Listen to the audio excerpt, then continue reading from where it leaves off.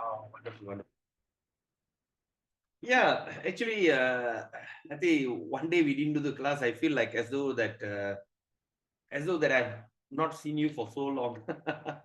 That is thing. So anyway, my son is discharged, so everything is settled now, and so we can continue the program tomorrow morning and tomorrow evening. Then Sunday evening, because Sunday morning no class, because we got Sunday program. So with that, okay, so we resume back our class. Anyway, welcome everybody. Today is Friday, August 16th. So we gathered here to discuss on this Bhagavad Gita chapter 13. Okay, it's actually it has part 1 and part 2. So what I did, I synchronized both into one part. Okay, so it can be a time. I mean, it may take quite a time today. So that I hope that all of you can give your precious time today to relish this chapter 13. Today is a very auspicious day. Today is Ekadasi. On Ekadasi day, we understand that those who have discussed Bhagavad Gita, they achieve a lot of good result. Okay, that's one thing. Then other than that, today also is Adi Velli. Okay, this is a month of Adi, which is very auspicious month, and Friday. And also today is Varalakshmi Nobu. Varalakshmi. All right, it's one of the form of Mahalakshmi or consort of Mahavishnu that grants wishes. Of course, that we are. I mean, it is typically today is the day that they all go and look for these material wishes. Of course, all kind of auspiciousness. This family life and everything. But here we are seeking the blessings of Mother Mahalakshmi, Varalakshmi, so that she can bless us with pure nectarian knowledge of Bhagavad Gita. Okay, and I'm also happy to see that so many devotees have taken up the task of distributing Bhagavad Gita. Like yesterday, there's one girl distributed a Bhagavad Gita. I mean, she have taken 6 from me, and she have distributed everything. Okay, everything she distributed, and so it's very inspiring. Okay, so that the best way to please Krishna, of course, in chapter 18, Krishna says, okay, let me tell you what Krishna says in chapter 18. He says, for one who explains this supreme secret to the devotees, pure devotional service is guaranteed, and at the end, he will come back to me. And another thing, there is no servant in this world more dear to me than he, nor will there ever one more dear to me. The one who speaks, the one who distributes Bhagavad Gita is the one that most dearest to Krishna. It is from Bhagavad Gita chapter 18, text 68 and 69. So that is the inspiration that if we distribute Bhagavad Gita, we can see a lot of auspicious things, wonderful things start happening in our life. Just give me a second. Just forgot to.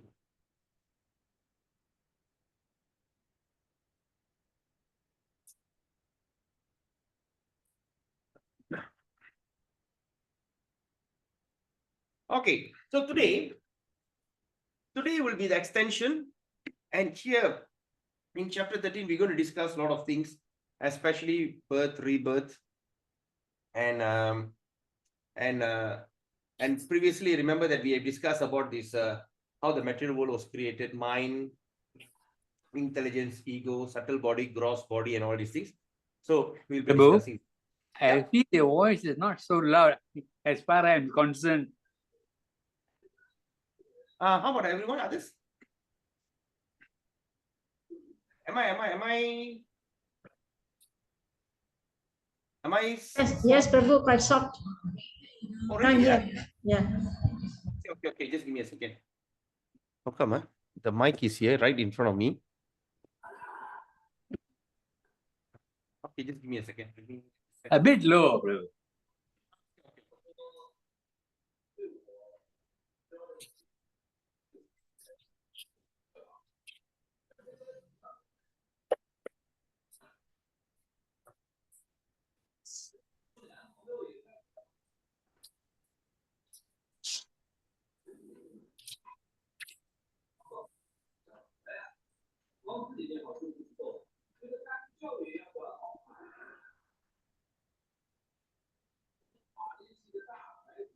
Okay, how about now?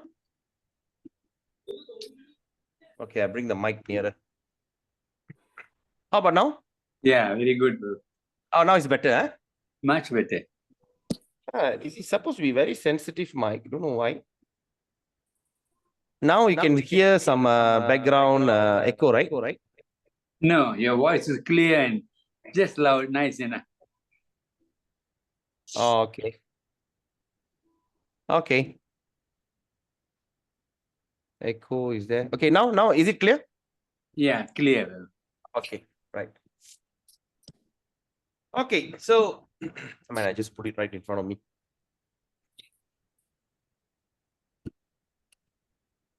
Okay, so okay, as I said just now, that today we gathered here on a very auspicious day, August 16th, to discuss on chapter 13 of Bhagavad Gita.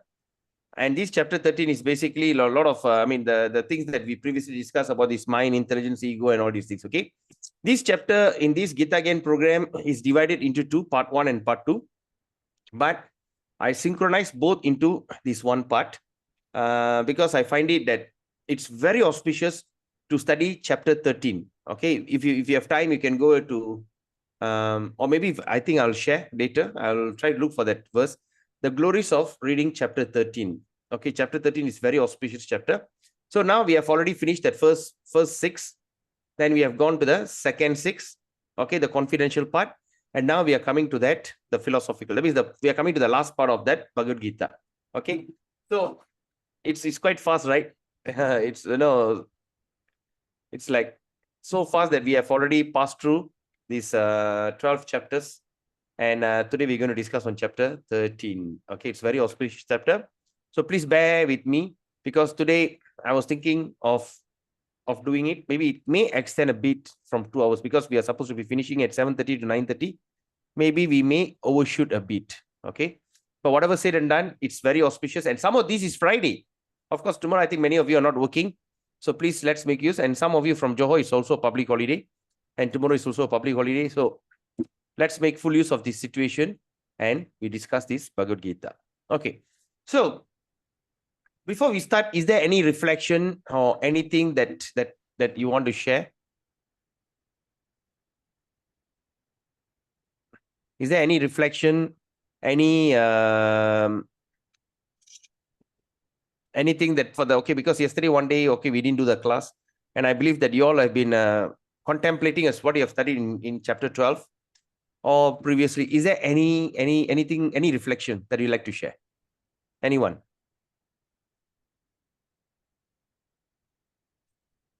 Prabhu, just a thought. Today was, although all the good days, all the stars aligned, so to speak. But for my case, it was like one roadblock after another. I want to do this sangkut, I want to do that sangkut. So the whole day was like that. And I was wondering, today so auspicious. All the stars are aligned. But today, my goodness, you cross the hurdle, you sangkut, and then you fall down. Then you cross again, you sangkut, that kind of thing. So I was just thinking, is this normal? but at least you're not sangkut now. That's considered very auspicious. Yes, Prabhu. At least you are here. Not sangkut. Right. I mean, it is the auspiciousness means the day that we can practice our bhakti is a very conducive day to practice bhakti. That is what we meant by being what they call auspiciousness. It's not like auspiciousness means a day that we should go out and get things very fair. We don't mean that actually. What we meant is auspiciousness is like today is a very auspicious day. Now it's considered like bonus day. Bonus day when we discuss this and that is very bonus. I mean, it's you get more benefit and it's very conducive. So yes, that's okay. what. Thank you, Prabhu. Thank you. Right. So yeah. I Yes. think that today for the spiritual work is auspicious, but I experience for material work thing is really inauspicious. A lot of sangkut. Really today I cannot see it's only suitable for spiritual service. Yeah. Yeah, because today is Ekadasi. Ekadasi day, basically things, everything will go slow. Your body will start to function slowly. It is not only here, everywhere. On Ekadasi day is naturally a day that the food that you eat doesn't get digested in your body, and you basically will be sleepless on Ekadasi day, and what they call. I mean, I'm not talking about Ekadasi, but it's on the 11th day every month. Okay, that means towards that full moon or dark moon. So that's a time that people will be usually like they experience less digestion. You don't digest well, and you don't feel in you feel very slumber. Okay, you feel more slumber. Yeah, so it's natural. So this day, that's why he says. Let's say the material world people who doesn't fast from Ekadasi, I think they also easily get more angry. Is it? I, Is it? Do you experience that? I have no idea about The one that. who doesn't fast. No, you don't experience That one I'm that. not sure. But you see, everything will be very slow and gloomy and very slumber. Yeah. So that's why this day is the day that you should dedicate your time for Krishna, because you're materially you won't have very strong activities. So when you're materially not active, then you just practice for. I mean, in what they call in this what they call in spiritual way of life. So that's what it I meant. think Ekadasi better not schedule to work. Can take leave. Well, Okay. that's true. That's true. Okay. Okay. Got any reflection? Okay. So when there's no reflection, let's start our program. Yes, Kribashini, you want to say something? Hare Krishna Prabhu. No, Prabhu, I'm having some difficulty with the internet connection. Just joined in again. Okay, Yeah. okay. Sorry. So we have two Kribashini. That means that another one is your twin sister. Okay, no problem. Okay, Sorry, so Prabhu. No, it's me. I'm trying to join with two different devices currently. That's why. no problem. One device, give to your mother. Let your mother also hear this. Exactly. I'll try. Thanks, Okay. Prabhu. So now we are all reflecting. We are all have this desire. Okay, this desire to what they call to explore further in ourselves. Okay, that's why when you look at this kind of book like Think and Grow Rich and all these kind of motivational, inspirational book, it become a bestseller. Everyone there, when you look at all that books, especially like all these motivational books or self-help or these books on mind and everything, they are all trying to somehow or other manipulate the mind to firmly believe that to be successful materially is the summum bonum. It is the ultimate goal of life, to be successful materially. This material success is something which is very rare. I mean, it is just like a bubble. Remember that we discussed about it, the bubble in the ocean. So as even our life is like a bubble in the ocean. Okay. Now, if you go to Penang, you start to see big mansions, which is now is under dispute, and now it's already turned into vacant house. All right. Especially if you're in Ipoh, you go to Tiger Lane area, you start to see, even in Penang, at Taiping also, I've seen like some properties, big tauques. Now it's all gone. All right. It is all became deserted. So any time that we all, in fact, there is a saying that that property, whatever success will never last more than 3 generations. The first generation worked so hard for it because the fellow is in poverty. And the second generation saw that parents working so hard. Okay. So, and they appreciate and they maintain it. But when the third generation comes in, they are usually grow up with a silver spoon and they don't appreciate it. And eventually everything that has been worked hard by the grandfather or great grandfather will be eventually destroyed. Okay. Eventually it will be gone. So that is very standard. So that means any attempt that we try to work in material world, okay, it always ends in frustration. Okay, since all of you are here, I think, okay, I'm satisfied. I was waiting for at least 15 people to join because I would like to play a video. So now we have 17, okay? Therefore, so I'll just play a short video. And after this video, we will discuss on this subject. Okay, I really want you to look into the video. Okay, just look at it. See. Okay, spotlight for everyone. Okay. Okay. So keep your volume high and listen to watch this video.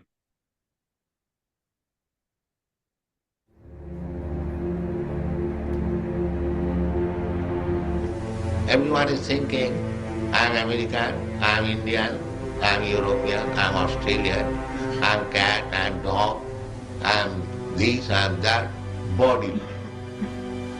We have to cleanse this bodily conception of life, that I am not this body. Aham Brahmasmi, I am spirit soul. This you have to realize.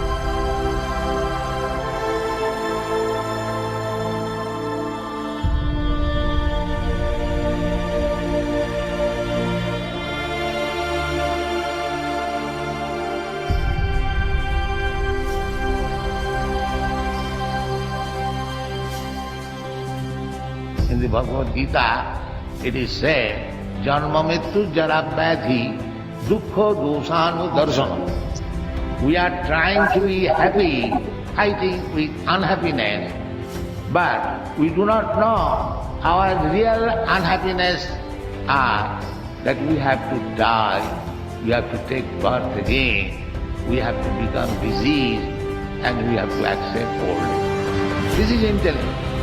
That I am trying to solve all the problems of life by advancement of civilization, education, scientific knowledge, and so many things. That's our life. But what is the solution of these four principles of miserable condition? Birth, death, old age, and disease. And because we cannot make any solution, we set aside these four problems. We go on with the temporary problem and become busy to solve it, and in this way we waste this valuable human form of life like the cats and dogs. The knowledge is there in the Vedic literature. It is not a sectarian, so-called religious principle. It is scientific. Every human being should understand his position. Every human being should not waste his valuable time. This is the opportunity to understand God and make solution of all different types of birth and death and transmigration from one body to another. I am a spirit soul, part and parcel of God. This is human being. Therefore,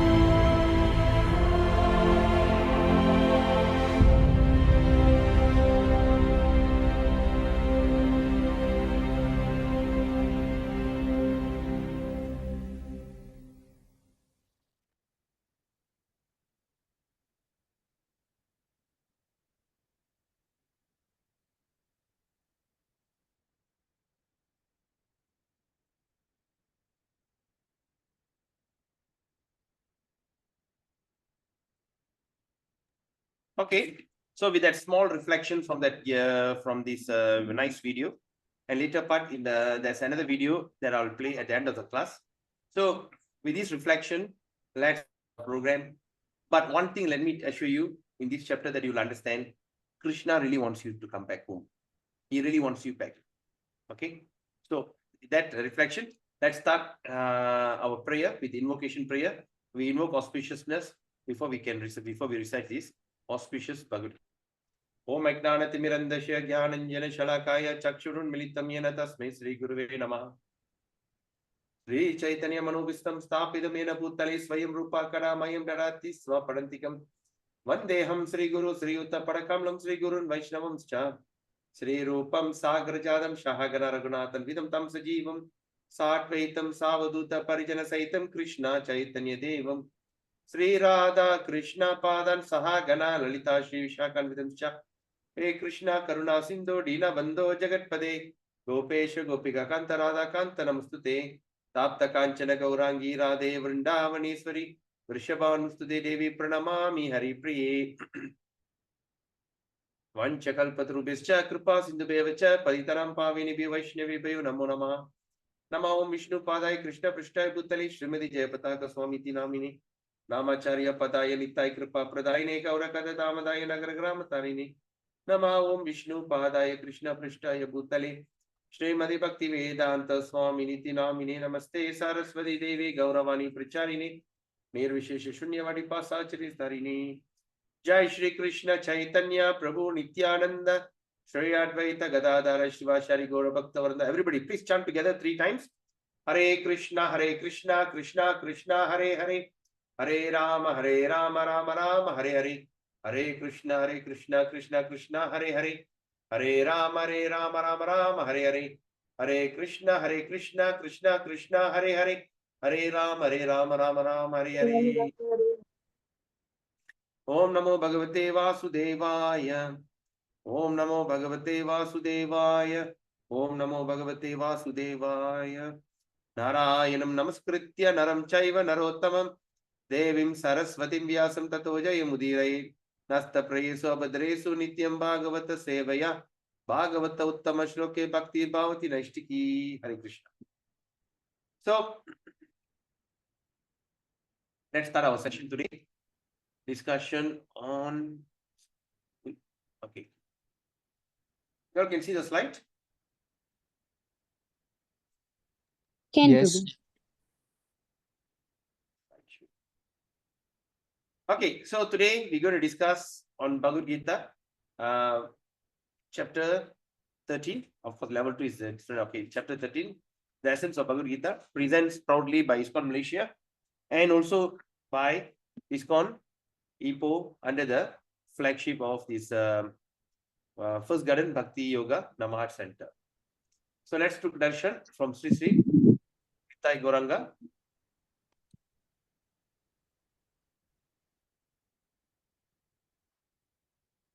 Jai. Hey Krishna Karuna Sindhu Dina Bandho Jagatpate Gopesha Gopika Kanta. This is Sitaram Lakshman Hanuman, ISKCON Juhu, Bombay. And today we dedicate our program to His Divine Grace, A.C. Bhakti Vedanta Swami Prabhupada, the founder Acharya of the International Society for Krishna Consciousness. It is very unique, especially at a very advanced age when a person could do this. That means it's not an ordinary feat. This is the feat that has been empowered by Krishna himself. There are many incidents like that. Example, when once a Brahmana from Hyderabad came to Vrindavan, and that time Prabhupada was very sick. And they went and he came and told Prabhupada that Brahmana said, according to the astrological Shastra, or this, so you shouldn't install your deity, your form in the form of a deity. You know, when people start to offer flower and all this, offering flower to you, praying to you, worshipping you, and all these things, all the karma will come to you. All the bad effects, karmic effect will come to you. So you cannot do that, Swamiji. And Prabhupada was, and he also said, that's the reason that why you're sick. And Prabhupada just looked at him and said, that is why I'm here. That is my mission. That is why I'm here.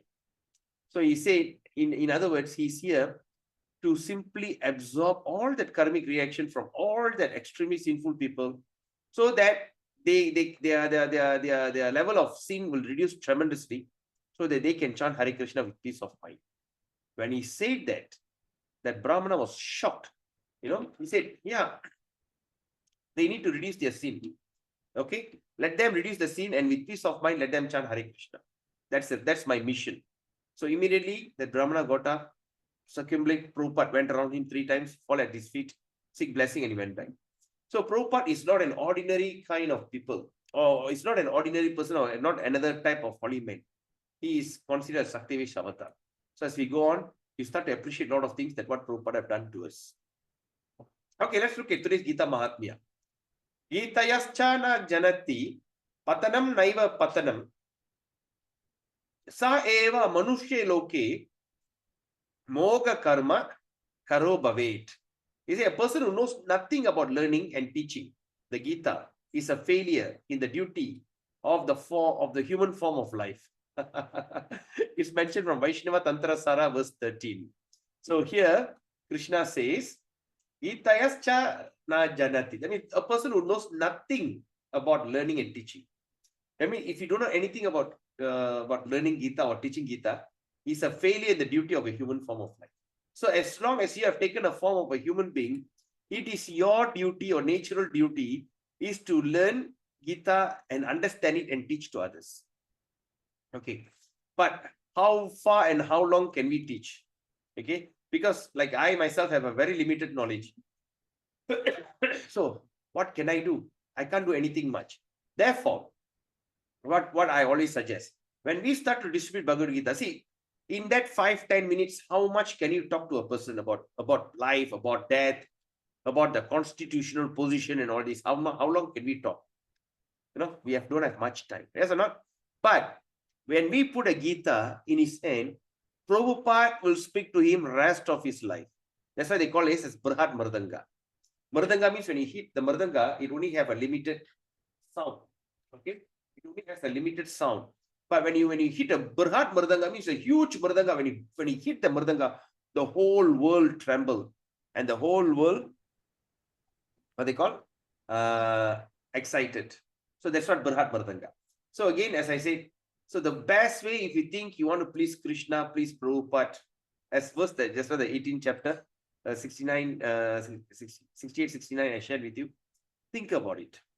Distributing Bhagavad Gita is a constitutional position. It is a situation where you're doing the topmost service. There are so many services. Fair enough. I don't agree. I mean, I do agree.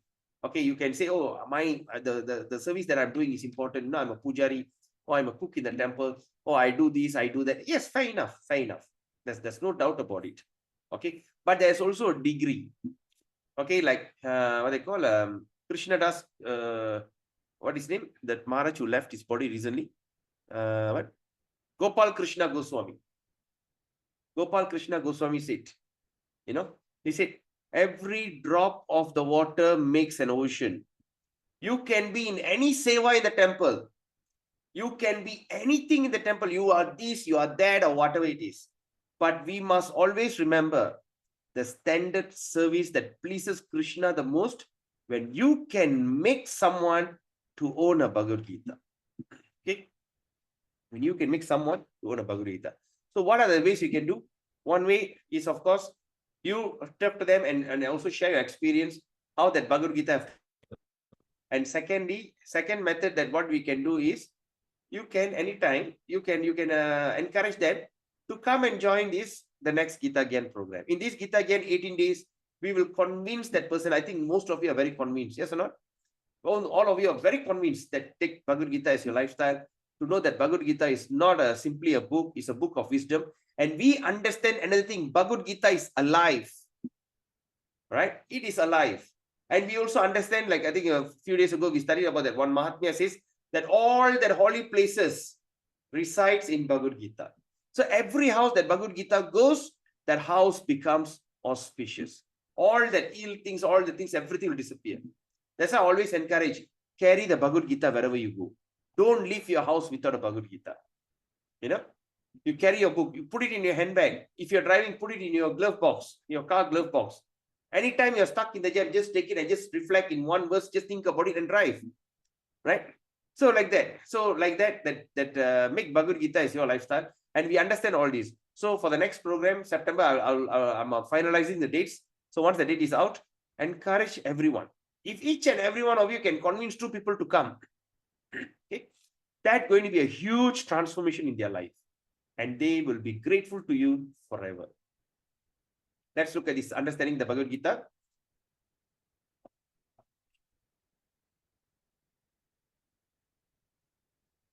The distinction between Jiva and Ishvara. The distinction. Okay, what is the difference? The distinction. Okay, there's similarity and separation between Jiva and Ishvara is explained in 13th chapter. Bhagavad Gita. The Lord is Kshetra Gyan. The Lord is called Kshetra Gyan. Gyan, that means the conscious. And the living, as is the living being. But the living being is conscious on his particular body. The living being is only conscious in his particular body. Whereas Krishna is conscious about all bodies. That means I only know my body. You know your body. Correct or not? I cannot say I know what your body is, but no. I know my body.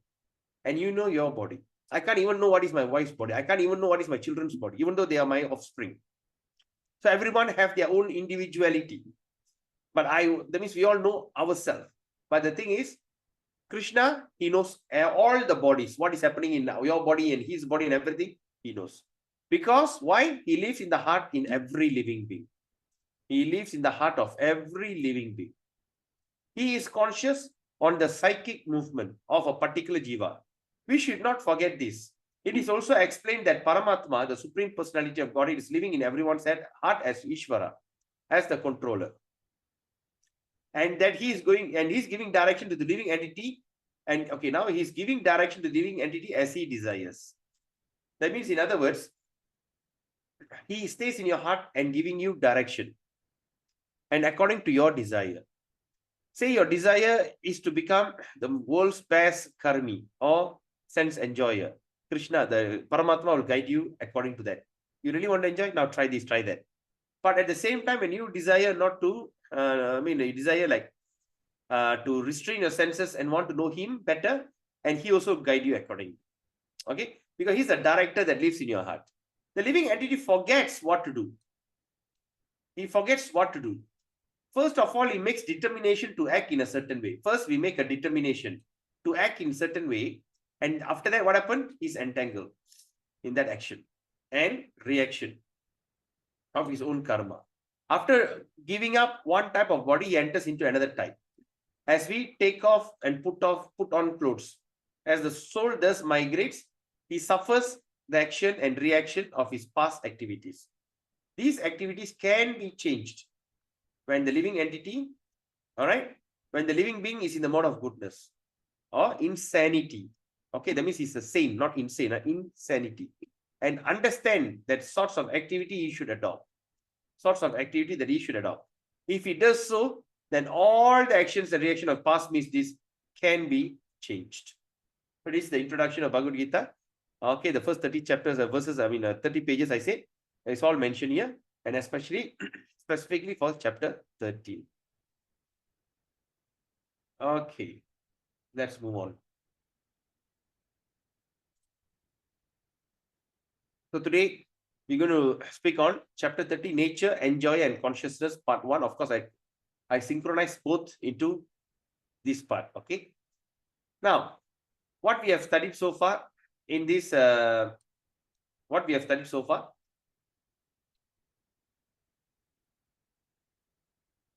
1 to chapter 6, chapter 7 to 12, and now we are studying chapter 13 to chapter 18.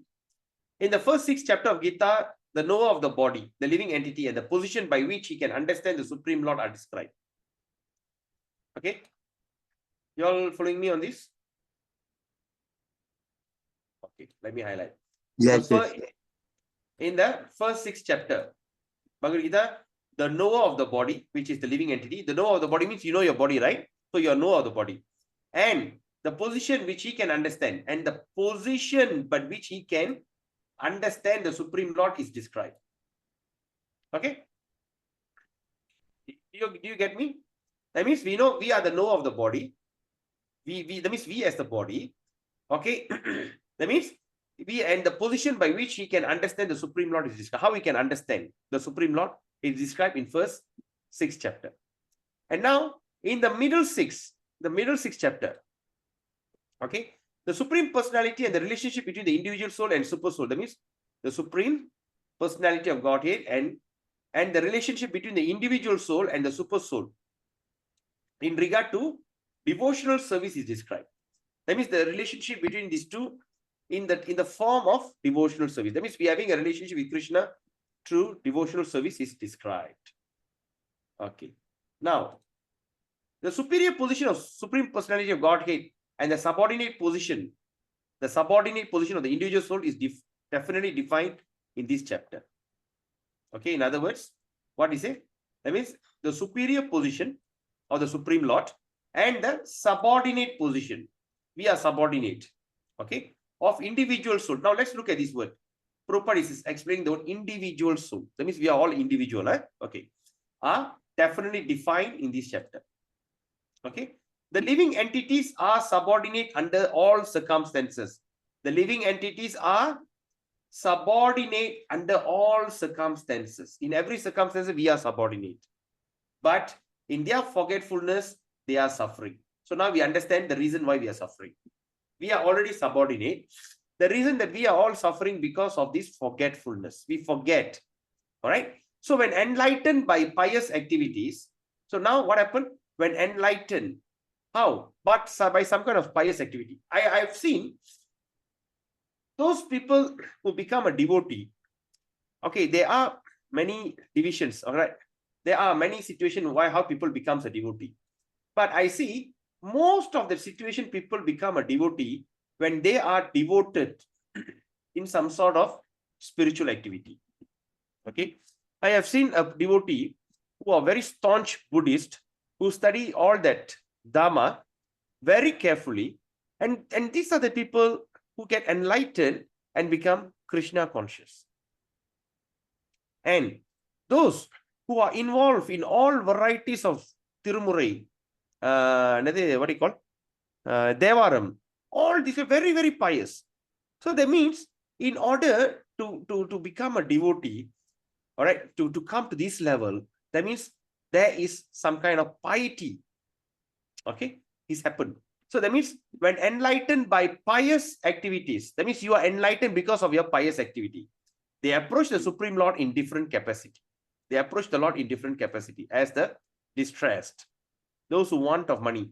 That is why when you see everybody, some say, no, I only worship this and that. Some people say they have a lot of individual desires and everything. But all of them have one thing in common. Everyone likes to go to Tirupati Venkadachalapati in Andhra. The Tirupati temple is a form of Lord Vishnu, which is made from, it's very powerful temple. And that Vishnu is in the form of the giver. He gives all varieties of, what they call, he fulfills the desire, especially financial desire.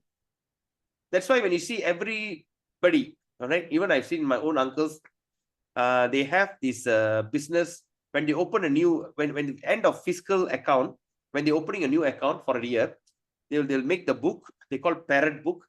They will make that book, and first thing they write there, now from the profit of this year profit, I'm going to give 10% as a donation to this Venkadachalapati for Tirupati Perumal.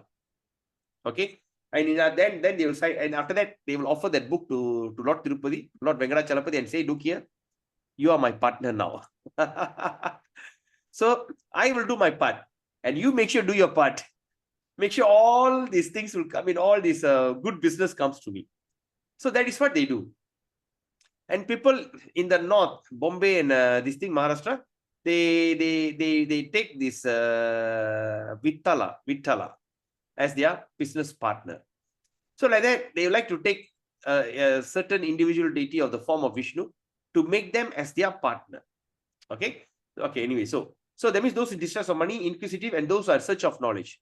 This is also described. Now what happened?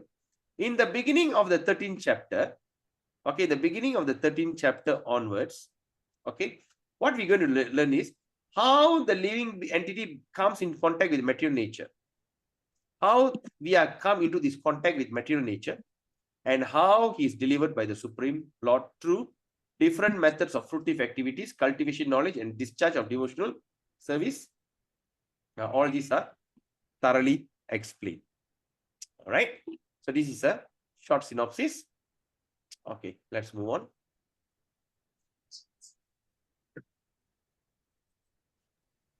All right, let's look at 13.1. Arjuna vacha prakritim purusham chaiva kshetram kshetrajnan evacha etat veditum ichchami jnanam jneyam cha keshava. So Arjuna said, my dear Krishna, I wish to know about Prakriti, nature. Prakriti means material nature. Second is Purusha, the enjoyer. And number 3, the field and the knower of the field. And of the knowledge and the object of knowledge. So that means what Arjuna is saying, now I want to, first of all, I want to know what is nature, Prakriti. The nature that we are in, the material nature, Prakriti. Second, I want to know who is Purusha. Purusha means enjoyer. That's why in Tamil language, we also call the husband Purushan. Purushan. And Krishna is known as Adi Purusha. Govindam Adi Purusham Tamaham Bhajami. All right, Purusha, the enjoyer. And after that, he wants to know the field. Okay. And the knower of the field and the one who knows about it. At the same time, the knowledge and what is that object of the knowledge. So this is what Arjuna is asking, wish to know. Now, Krishna is explaining from 2 to 3. Sri Bhagavan Vacha Edam Shariram Kaunteya. Edam means here, Sharira means body. So Idam Sharira Kaunteya Kshetram Idyabhidiyate Etat Yo Vetitang Prahu Kshetranya Iti Tadvidaha Kshetranyan Chapi Mang Viddi Sarva Kshetreshu Bharata Kshetra Nyayor Jnanam Yatta Jnanam Matang Mama. The Supreme Person of Godhead says, this body, O son of Kunti, is called field. That means the body that we are in is called the field. And the one who knows this body is called the knower of the field. So far you understand? So that means this body is a field. That means field of activity.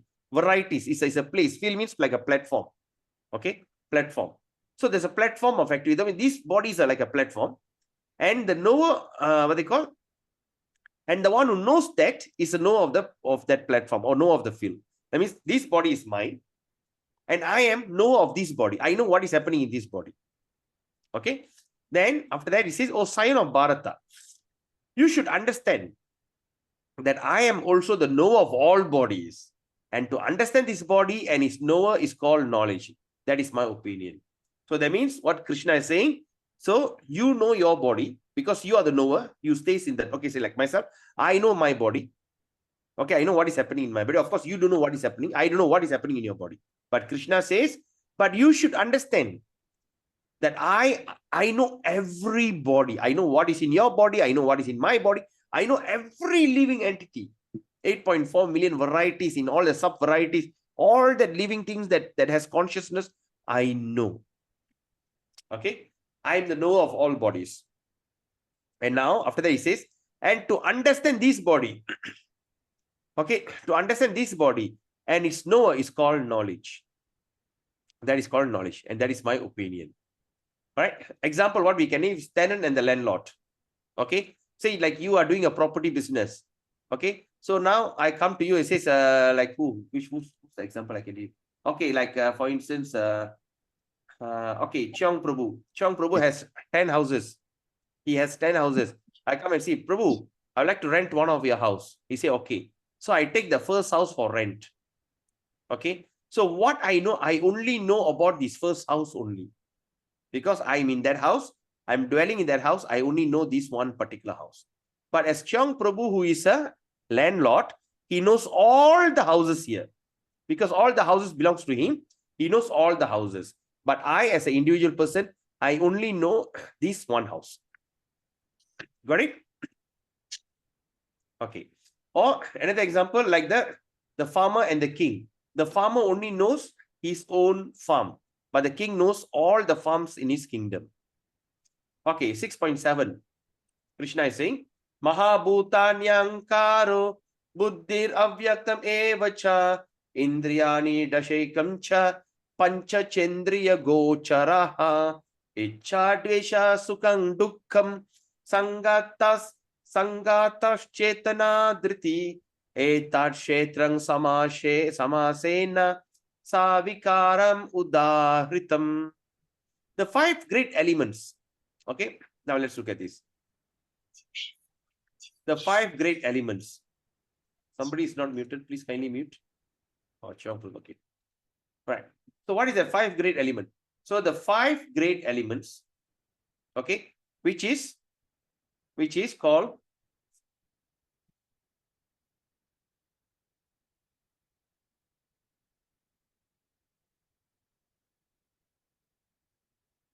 the 5 great element, which is called as false ego.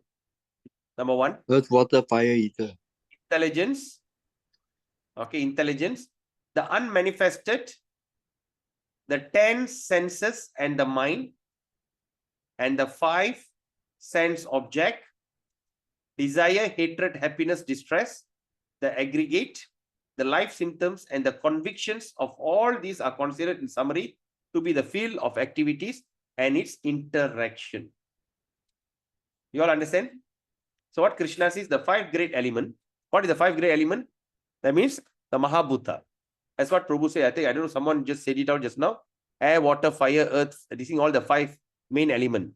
They're made of this body. Air, water, ether, all right, wind and all this. So this is called the 5 great element, or they call Mahabhuta. Then together with number 5, 6 is false ego, which is in the subtle mind. Remember, we have discussed this before. False ego, intelligence, and unmanifested. That means mind. Are you all following me? Yes, Prabhu. Yes, yes. All right. Then we talk about 10 senses and the mind, and the 5 sense object, the sense object, the desire, hatred, happiness, distress, aggregate, and the in-between, okay? The life symptoms, the convictions, all these are considered in summary to be the field of activities and its interaction. So that means this field of this body, they have many activities. The activity is first made of the 5. Then after that, the 3 subtle activity like false intelligence, false ego, intelligence, and mind. Then after that, 10 sense object, all right? Working senses, knowledge acquiring senses, okay? The sense object. After that, we have desire, we have hatred, we have happiness, we have distress, and in between, all right? And life symptoms, that means we are alive, the life symptoms, and conviction. All these are considered in summary. So that means this is called the activity in the field. In the field is all these activities are running. All right. So that means in your body, in my body, in every body, they have all these 5 elements, which is duality. There's interaction. Okay. Example. Okay, field of activity. So the great element, or what we call this, Mahabhuta. First we have earth, water, fire, air, ether.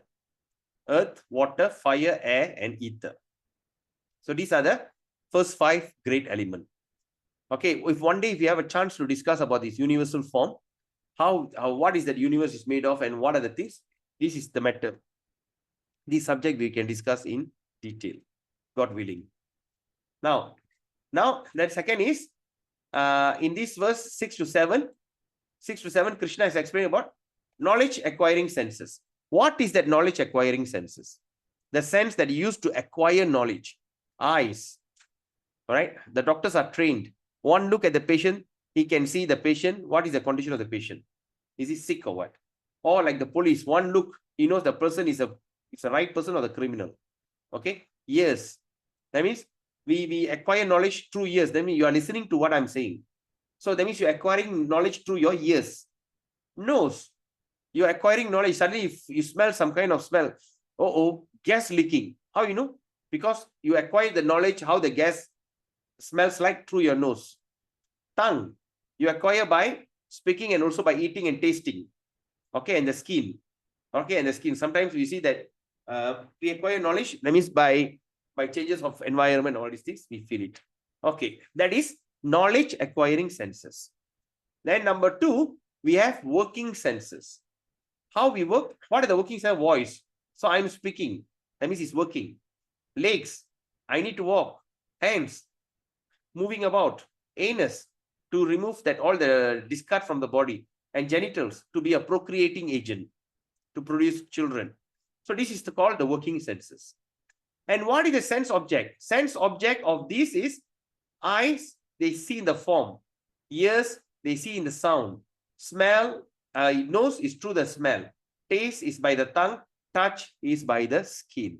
So total is how many? 5, 10, 15. And this is plus this 20. That means first 5, 10, 15, 20. So total there are 20. Then let's see. Then what is the subtle body? Okay, in the subtle body, we have this thing called the mind, intelligence, and false ego. Okay, as I explained to you that day, how that the interaction between this subtle body is happening is by like this. Okay, number one, we hear news. Okay, it's example, there's a situation, we hear about the situation. Okay, say somebody says something very nasty about you. First, the thing is captured by whatever the extension things will capture by the mind. Okay. So once the mind capture it, okay, what the mind will do? It will send the information to intelligence. And what the intelligence will do? Will process it and send back to the mind. Then what the mind will do? After processing and after this thing, it will trigger the false ego to act. The false ego will try to act. And how the false ego act?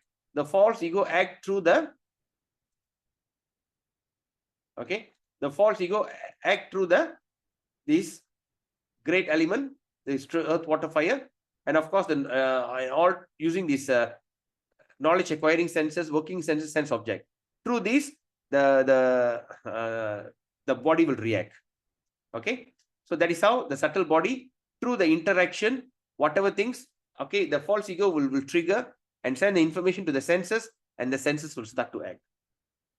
I'm getting angry, I'm getting frustrated, why this, why that, you know. See, it is very important, and it's very subtle, and it's very powerful. See, like what happened in Bangladesh. So when the thing happened in Bangladesh, so I am not really following, but I just see the news, you know, the way they came and destroyed the ISKCON temple.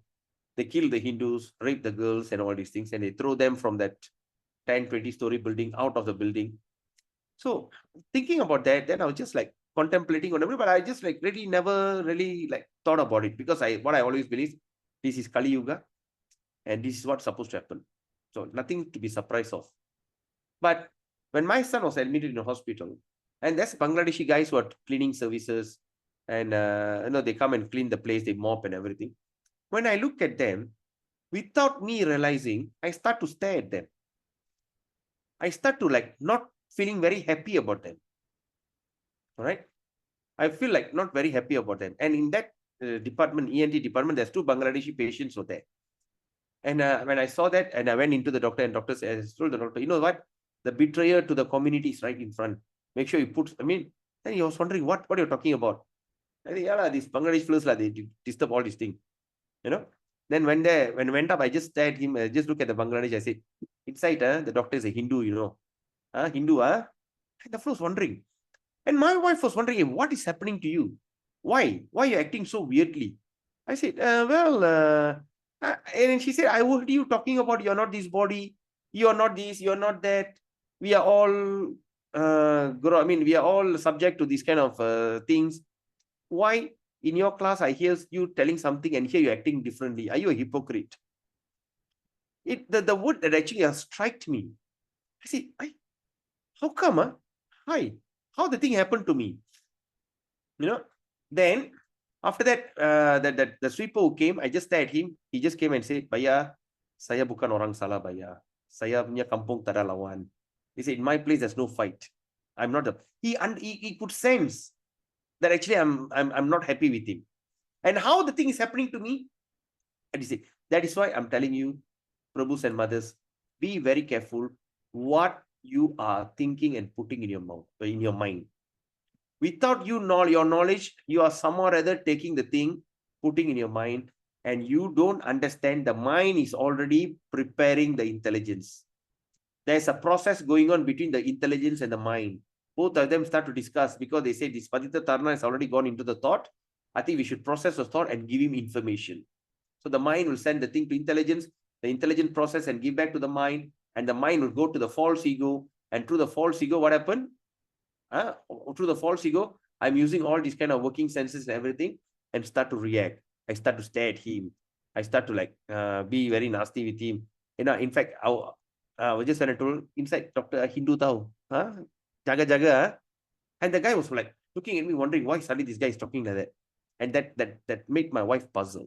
So what I'm trying to tell, we have to always keep our mind very clean. Even for the sake of imagination, don't put anything into it. Okay lah, I got nothing to else. Okay. Sometimes I think it's very, very common for us to think, how nice if I'm Rajinikanth. Okay. How nice if I'm Rajinikanth. How nice if I'm the Terminator. All right. One man can whack 20 people, 20, 30 people, one shot whack. We all start to go into that imagination because we think, oh, I'm not happy with this. So one day I want to. So this kind of things, imagination and all these kind of things is very dangerous. All right. And recently I start to see that so many people, especially in the social media like TikTok and what they like to watch this thing accident. They like to see the accident stuff. All right. Then I saw one guy. I say, what are you watching? What are you watching? They said, oh, I'm watching all the way that how the accident crazy. The drivers are so stupid, They drive like you see how and the thing is so addictive and people are getting so addicted. Then I start to see. So I went to the Facebook study. I see like, hey, what is this accident? You just get carried away. And indirectly, when anything happens, when I'm driving, of course, Krishna's give me that awareness. I was just thinking, oh, the guy going to happen. Then one accident. Okay. Before the accident could happen, I could straight away visualize the fellow going to hit the thing and the fellow going to, all these kind of nasty things. So be careful what you put in your mind. So what Krishna, that's why they say idle man's brain is devil's workshop. So idle man's brain is not actually idle man's mind is devil's workshop. Because we don't know when whatever things that we are putting it very indirectly in our mind, it gets processed. So rather you carry on chanting. Where is the thing? Okay. What happens if you have a chanting beats and if you don't have that, have a clicker, the small clicker. Keep the clicker in your pocket. So whenever you go, whenever you got nothing to think, whenever you feel like you are like you go there, like you're stuck in the jam, okay, you don't know what to think, just straight the clicker and start to chant Hare Krishna, Hare Krishna, Hare Krishna, Krishna Krishna, Hare Hare, Hare Rama, Rama Rama, Hare Hare. The vibration will keep the mind active. Okay, so we must be very careful. So this is the subtle body.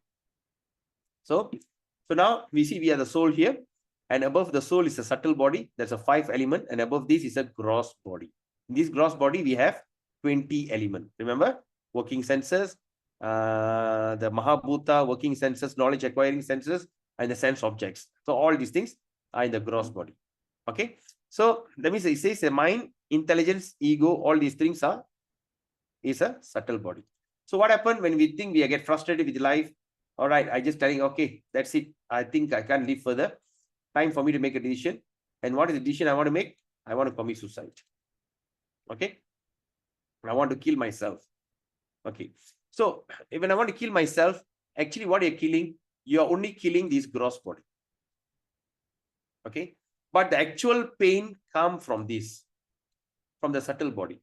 From the subtle body, the mind intelligence, that means the way the mind is interacting and the way intelligence is responding and the way the mind is giving instruction to the false ego. This is what that creates all the problem.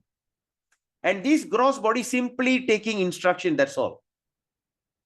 The car has nothing to do by its own. It depends how you take the car and drive. You take the car and drive like a mad person, of course, you're going to end up getting killed on the road. So when the accident happened, we can't blame the car. Oh, this car, terrible. This car, no, it's the person who drives it. So when we have problem, when we try to kill our gross body and blaming, okay, now I got a lot of problem, I can't tahan, the life is so terrible. I own loan shark, people don't respect me, this and that. Come on. They only can attack your gross body only. They only can attack your gross body. But your subtle body and your soul, no one can do anything unless you do something to it. Right? So due to that, this frustration, due to this frustration and all this kind of situation, what we do, we always try to, okay, now once I kill this this what they call this gross body, I'm aware of all the problem. No, your problem actually starts from here. It starts from here. Your hunger, your frustration, your desire, your love, everything come from the subtle body. So once the gross body is killed, you will be still remain active in your subtle body. So while you're being active in your subtle body, you still have the sense of pain, hunger, everything. But the problem is you don't have the gross body to eat it. Right? You feel like you're driving from, you want to go to one place to another place, but you don't have a car to drive. What's the point? So what do? You have to walk. You suffer further. All right? Maybe that place don't have bus, don't have public transport. Okay? The car was there. Then suddenly you don't use the car properly. The car was met an accident, total loss. Now you have to go to one place to another place. And you really have to go. So what you can do? You just can walk, suffer. So like that. So we have to be very careful. All the sufferings is actually come from this subtle body. All right? Not this gross body. So when we commit suicide, what will happen? For the next 7 generations, we will be not given a human body. All right? The 7th generation means what? Say like first generation, you're going to live for 70 years. Say your lifespan is 70 years. Okay? If your lifespan going to be 70 years,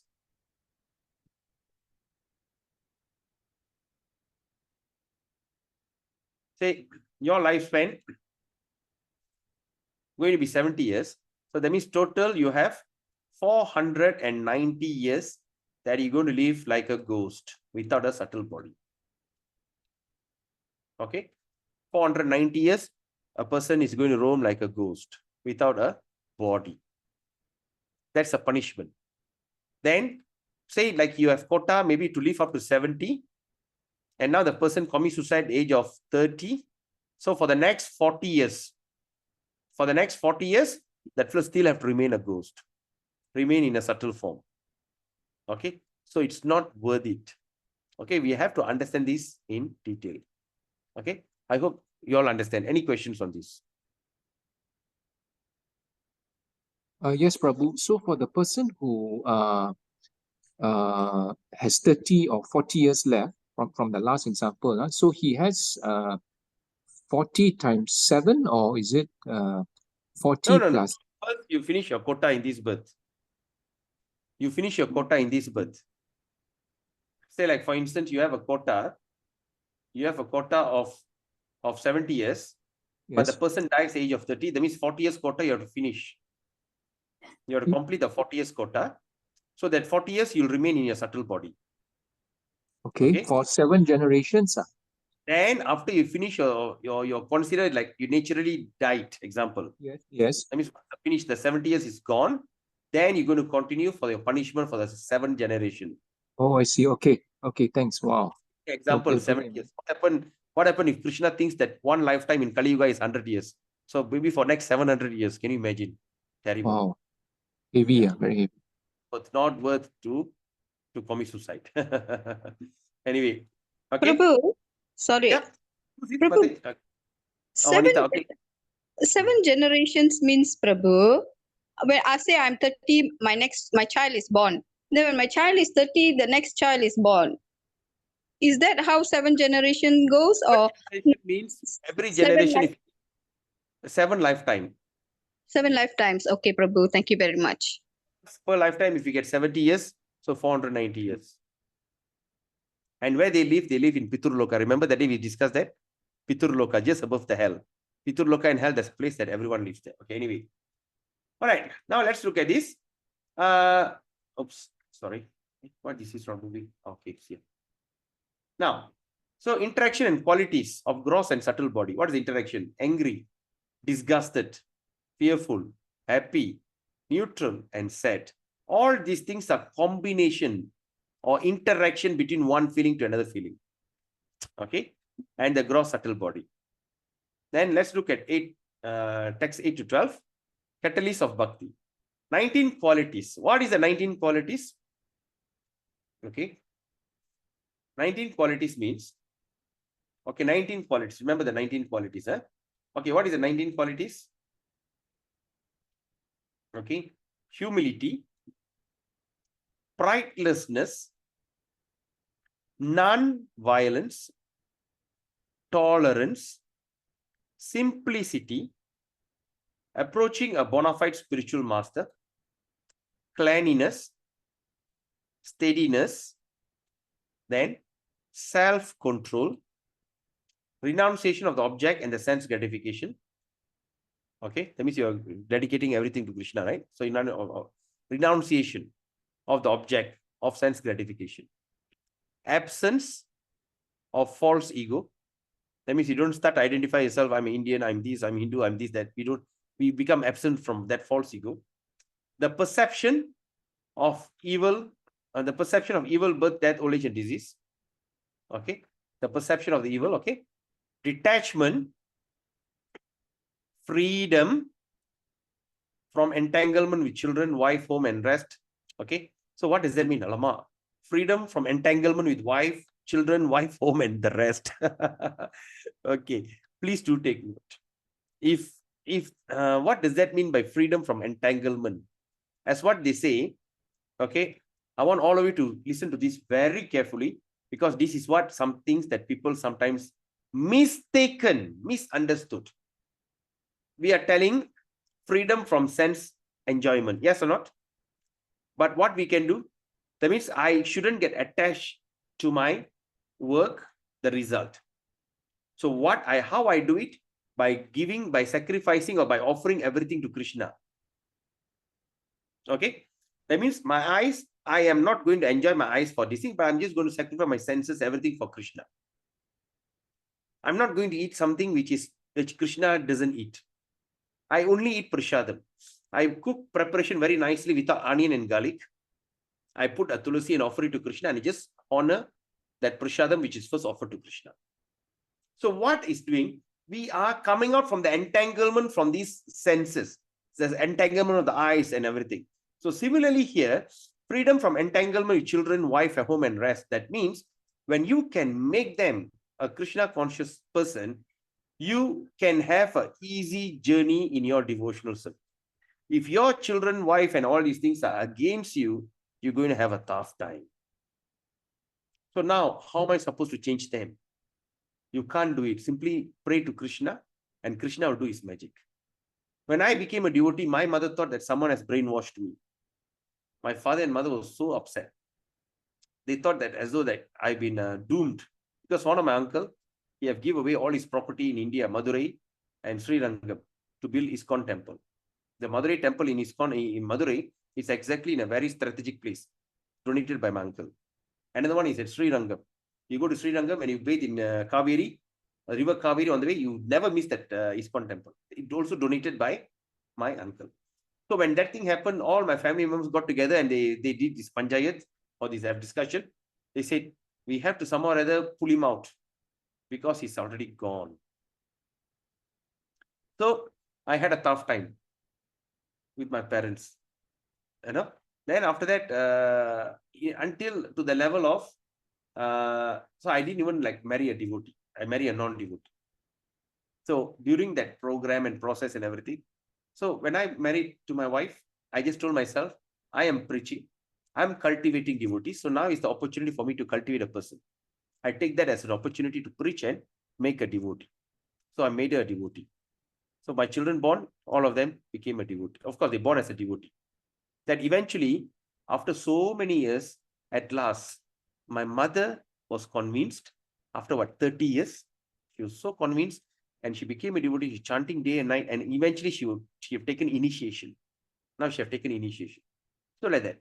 So because sometimes when we have a family which is not going to be very favorable to you, because I want to be a vegetarian. Okay, you know what they'll do or not? I don't know whether you'll have experienced that or not. They make a fish curry. Okay, the fish curry, they cook the fish curry, they take the curry and put it aside as a vegetarian.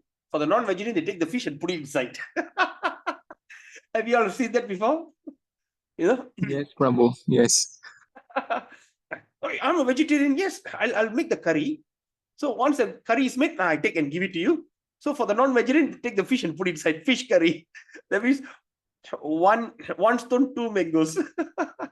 So like that. So we have to pray to Krishna. And how we can convince them? By our own character and own attitude. We shouldn't be a fanatic.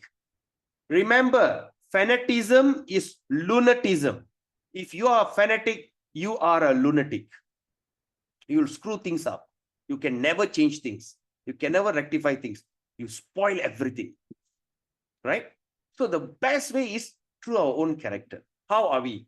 I'm simply chanting Hare Krishna and I'm so sober. And when people, and they can see why I am so much in distress when I see him, he looks so divine and so relaxed and calm. They will change. We are not like any other types of religious. That's why that day some devotee told me, Prabhu, now I'm converting to Hare Krishna. I say, hello, you're giving a wrong statement. In Hare Krishna, no one converts to Hare Krishna. Right? In other words, I'm converting to become a human being. What do you mean? You're already a human being. What? How can you convert to be a human being? We don't go around and do this missionary work to convert people. We are telling them, find your constitutional position as a human being. Minimum standard, be a human being. That's what we are trying to make you remember your actual tendency and this thing. We are not converting people. We know people who still maintain their Chinese, they still maintain their surname as Chinese surname. Even they become Hare Krishna. The children are named, of course, they have a Krishna name, and behind they still maintain their surname. And we still have people who still maintain their title as a Chinese or Buddhist or Christian or whatever. No, they still maintain. It's not that they become Hare Krishna, suddenly become Hindu. No, no such thing. And first of all, you must understand, we are not Hindus. We are Sanatan Dharma. All that identification with the body, that false ego identification with the body is the one that we identify ourselves as Islam, Christian, Muslim, what they call Hindu, Sikh. So that's identification. But our eternal Dharma is to be the servant of the Lord. All right? So like that. Okay, so please do understand, freedom from entanglement with children, wife, and home, and the rest. That's what it meant here. Even-mindedness, a meet of pleasant and unpleasant events. So the even-minded means whether you having a good time or bad time, you still remain calm and composed. Constant and unalloyed devotion to me. That's what important. Krishna, constant. I mean, very constantly unalloyed devotion to me. Not once in a week. Every Sunday you go to Sunday program. Oh, that's when you become a devotee. No, you have to do it every day. Aspiring to live in a solitary place. Aspiring means desiring. Okay. Detachment from the general mass of people. Okay, this is when people start to accept the devotion very strongly and firmly. They like to detach from general mass of people. They like to stay among the devotees. Okay, they like to stay among the devotees. They like to discuss the program because it's so pleasurable and so happy. Right? Accepting the importance, okay, of self-realization, the philosophical search of the absolute truth. All these Krishna says, I declare as to be knowledge. All these we call as knowledge. And after that, he say, other than this, besides this, whichever thing there may be, is ignorance. If other than this, others are considered to be ignorance. Okay.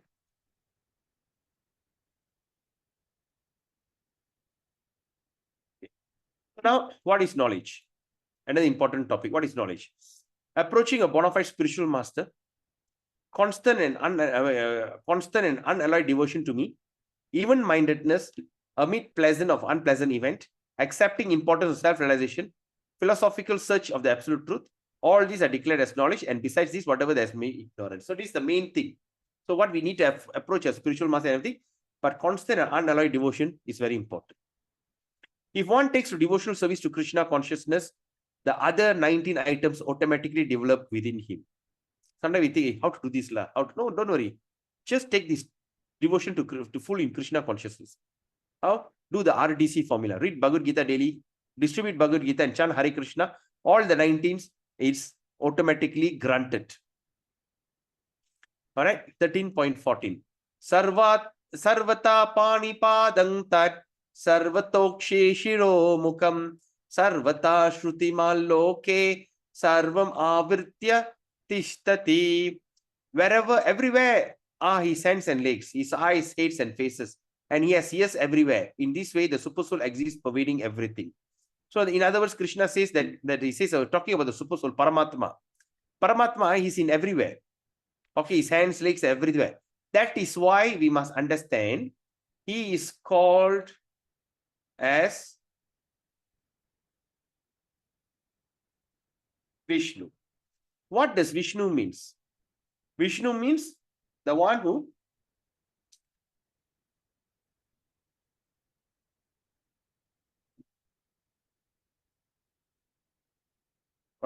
the one who pervades everywhere, in every living entity, in every form.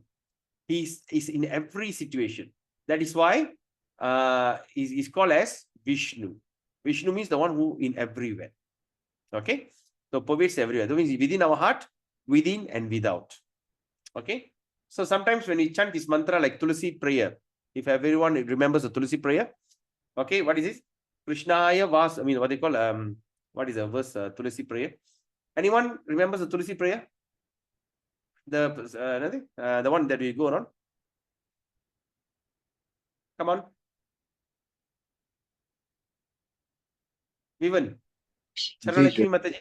Yeah. Yani. Okay, that is one thing. When you first start, what do you do? When you pay obeisance, what mantra you chant? Vrindaye Tulasi Deviyaye Priyaye Kesavachita Krishna Again, Bhakti slowly.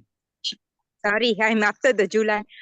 Vrindaye Tulasi Deviyaye Priyaye Kesavachita Krishna Bhakti Pardevi Okay, Satyavati Namo Namaha. correction. It is not Vrindaye, Tulasi Deviyaye, Priyaye, Kesavaicha. Krishna Bhakti is wrong. Prema The real Bhakti. Vishnu Bhakti. Vishnu Bhakti. All right. So Vrindaye, Tulasi Deviyaye, Priyaye, Kesavaicha, Vishnu Bhakti Pradevi Satyavataye Namo Namaha. And there's also some verses here in Bhagavad Gita also says that Vishnu Bhakti. So what does that mean by Vishnu? It's supposed to be Krishna, which is very specific. But Vishnu Bhakti means, the Vishnu means is the one that pervades everywhere. Okay, that is what, and he also known as Paramatma. This is of course the detailed study you study when you're doing Bhakti Sastri. I wish that you all can do your Bhakti Sastri. In Bhakti Sastri, they will explain what is Vishnu. So the mantra Vrindaye, Tulasi Deviyaye, Priyaye, Kesavayecha, Krishna Bhakti Prade Devi Satyavatai Namo Nama is wrong. Wrong. You must do Vrindaye, Tulasi Priyaye, Kesavayecha, Vishnu Bhakti Prade Devi Satyavataye Namo Namaha. Okay, so that's the real one. Okay, nice. So the sun is all pervasive. So we understand. So in all pervasive, the sun is everywhere. Once the sun rises, it's everywhere. You can never hide from the sun. It all pervasive. Like that, Krishna in the form of Vishnu is all pervasive. It's everywhere. Okay. At the same time, what say Krishna accepts leaf, flower, fruit, water when offered with love. So if one offers me with love and devotion, a leaf, a flower, fruit, or water, I will accept it. Okay. So that means he said, oh, Krishna is all pervasive, is everywhere. So at the same time, whatever things that you offer with love, even if it's a leaf, you will accept it. Okay. The story about this lady who is a fruit seller. She's going around. She's such a poor lady. The thing is like blocked here. The word is blocked here. When you look at the what they call the vessel that she's carrying, she'll be calling fruit, mango, like that. So this little Krishna come out and just look at this Mataji, the fruit seller, and says, "Can I have some fruits?" Imagine when Krishna asks, looking at Krishna itself will melt you. And imagine when you listen to his voice, you become mesmerized. Yeah, you become awe-stricken. Your life, the real prema, the love will start to overflow you. Your eyes will start to tear. Your mouth start to babble. Your head start to spin. You cannot maintain your equilibrium. You feel like fainting. Such a pleasurable situation. When you ask, what do you want? Can I have some fruit? Okay. How many fruits you want? Then he says, I want many. So you're skipping, and that fruit seller keep giving him. Giving and holding. End up, she finished the entire basket. And she forgot the basket now has turned into gold, diamond, rubies, all richness. When you offer something with love, like fruits or like this thing, when Krishna accepts this, he will reciprocate with you. That's why we as a devotee, we do not need to ask anything from God. Just like how you do not need to ask your father, give me this, give me that. He knows what to give. Okay. 13, 15, chapter text 15. Sarvendriya gunabhasham Sarvendriya vivarjitam Ashaktam sarva brikchaiva Nirgunam guna bhoktircha. The super soul is the original source of all senses. He is the original source of all senses. Yet he is without senses. He is unattached. Although he is maintainer of all living beings. Even though he maintains everything, he is the unattached. He is not attached. He transcends the modes of nature. That means beyond the mode of nature. And at the same time, he is the master of all the modes of material nature. Sarvendra, all varieties of Sarva. Sarva means varieties and Indriya means senses. All right. So Krishna's senses are not material, they are transcendental. 13:16.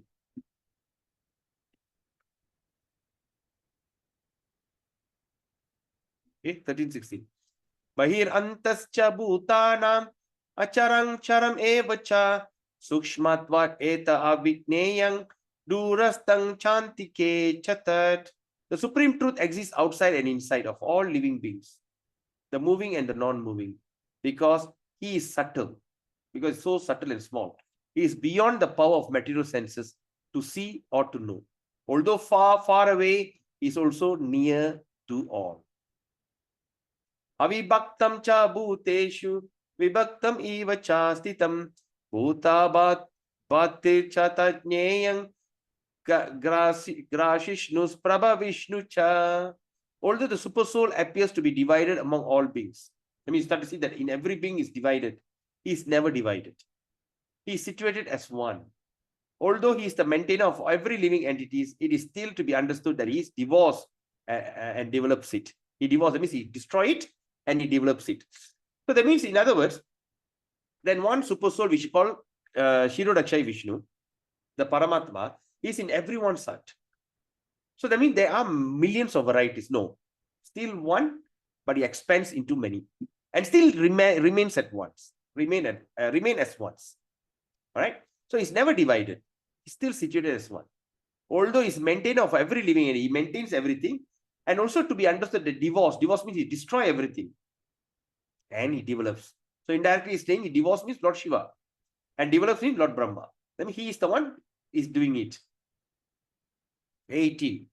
Jyotisam apita jyotis tamasha param uchyate jnanam nyayam jnanagamyam hirdi sarvasya vishtitam.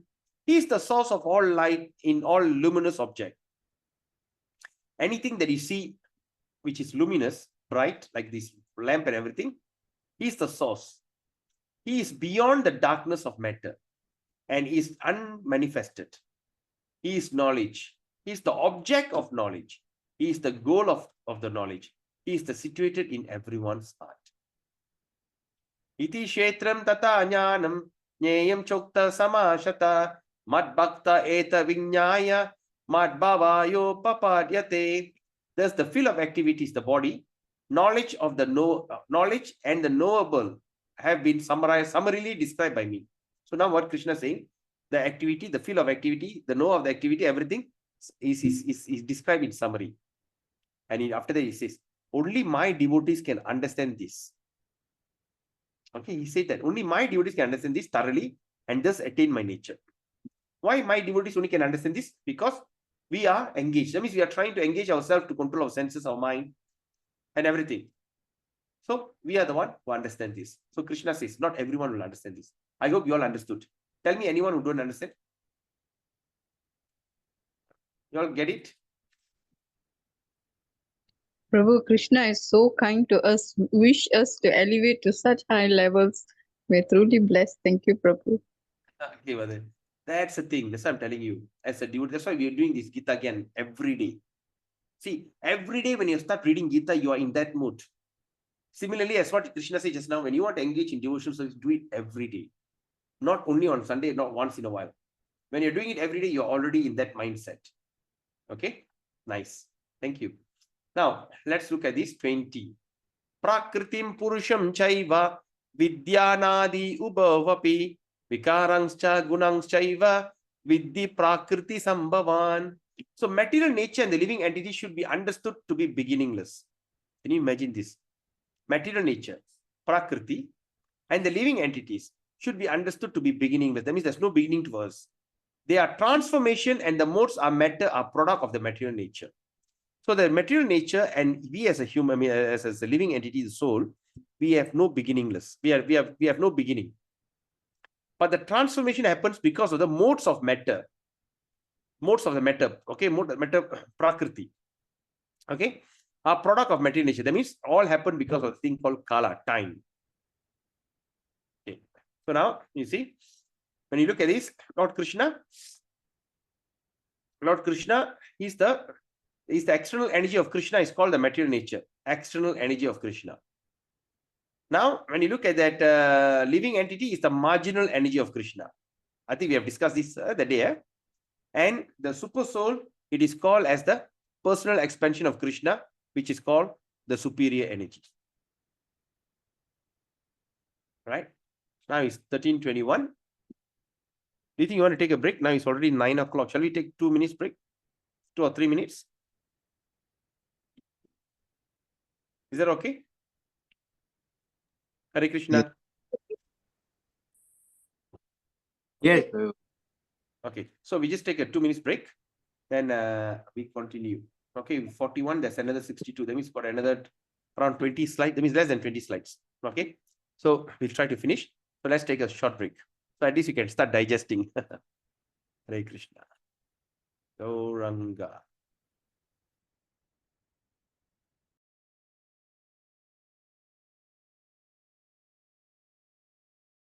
Hare Krishna, are we back? Yes, Prabhu. Okay, we continue our discussion.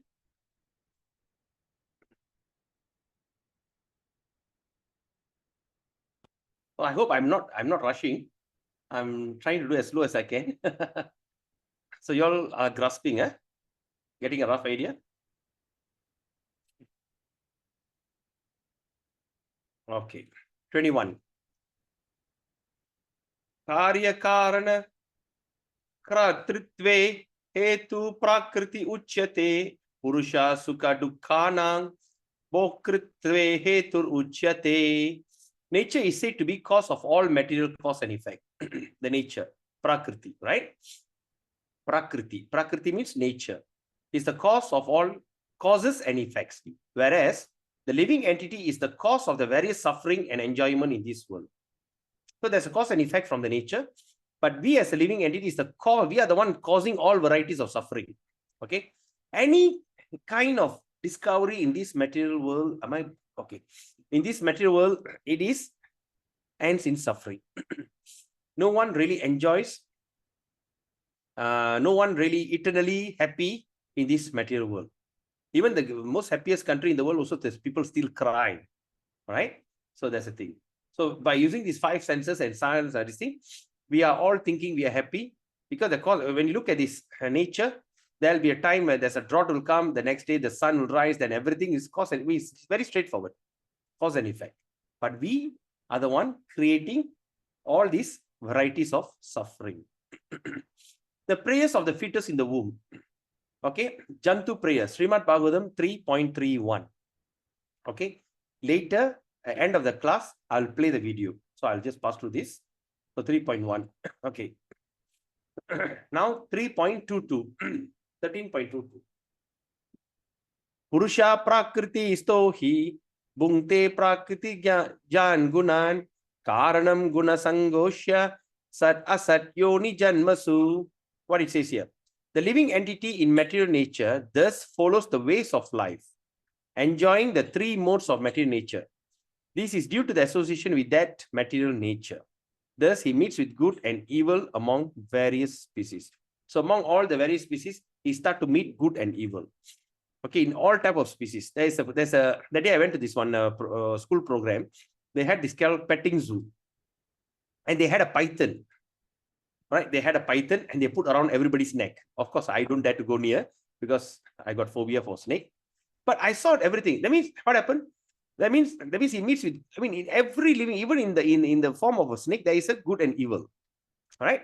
So due to the association of that material nature, when we associate, so we are what we associate with. Example, there's a saying, right? Show me a friend and I'll tell you what's your attitude. Okay, what is your character? Okay, because according to your association and your and the people that you mingle with, as it says, as English saying says, bird of same feather flock together. If you flock among devotees, you will be a very pious, very peaceful and happy in nature. But you flock among that materialists who are always crazy for this material success, you start to see there's a lot of other, they're always in suffering and pain, because uncontrolled desire, attempting something which is not possible, and attempting so hard is also suffering. Okay. The next body is divided. The next life body is decided based on desire. I think I spoke about that day. What is that? Your strong desire, your burning desire, that shall be your next body. I like swimming, so next birth will be a fish. I love to sleep. Okay, next you'll take as a form of a bear in the what they call, like a polar bear. All right. A living entity is forced to behave according to the body given by the material nature. Please read this chapter. You'll understand all this. Okay. So the living entity is forced to behave. That means once if I take the body of a dog, I have to act like a dog. And I've been forced. And even if I take the body of a pig and I have to act like a pig. Okay. This is one example. Indra's story. Lord Indra, the king of heaven, once were chased by a demon, and the demon wanted to kill him. And he tried many ways and means to go and hide. It looks like it is impossible for him to hide. He cannot hide anywhere. So the only thing that he thought, if I go and hide in the body of a pig, I'll be saved. So what happened? Indra take the form of a pig and live among the pigs. And as a pig, he ate all stools, enjoyed all abominable food and everything. And you see the way the pig gives birth, it gives birth. That's why they keep giving birth like a pig. One shot, it can give birth at least for 10, 15 piglets, right? So he's living a happy life like that. He's living a life like that.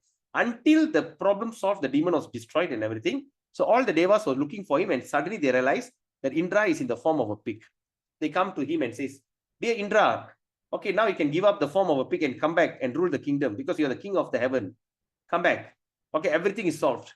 But Indra doesn't want to live that, doesn't want to give up the body of a pig. Because you know why? He start to enjoy living like a pig. This story in Bhagavatam.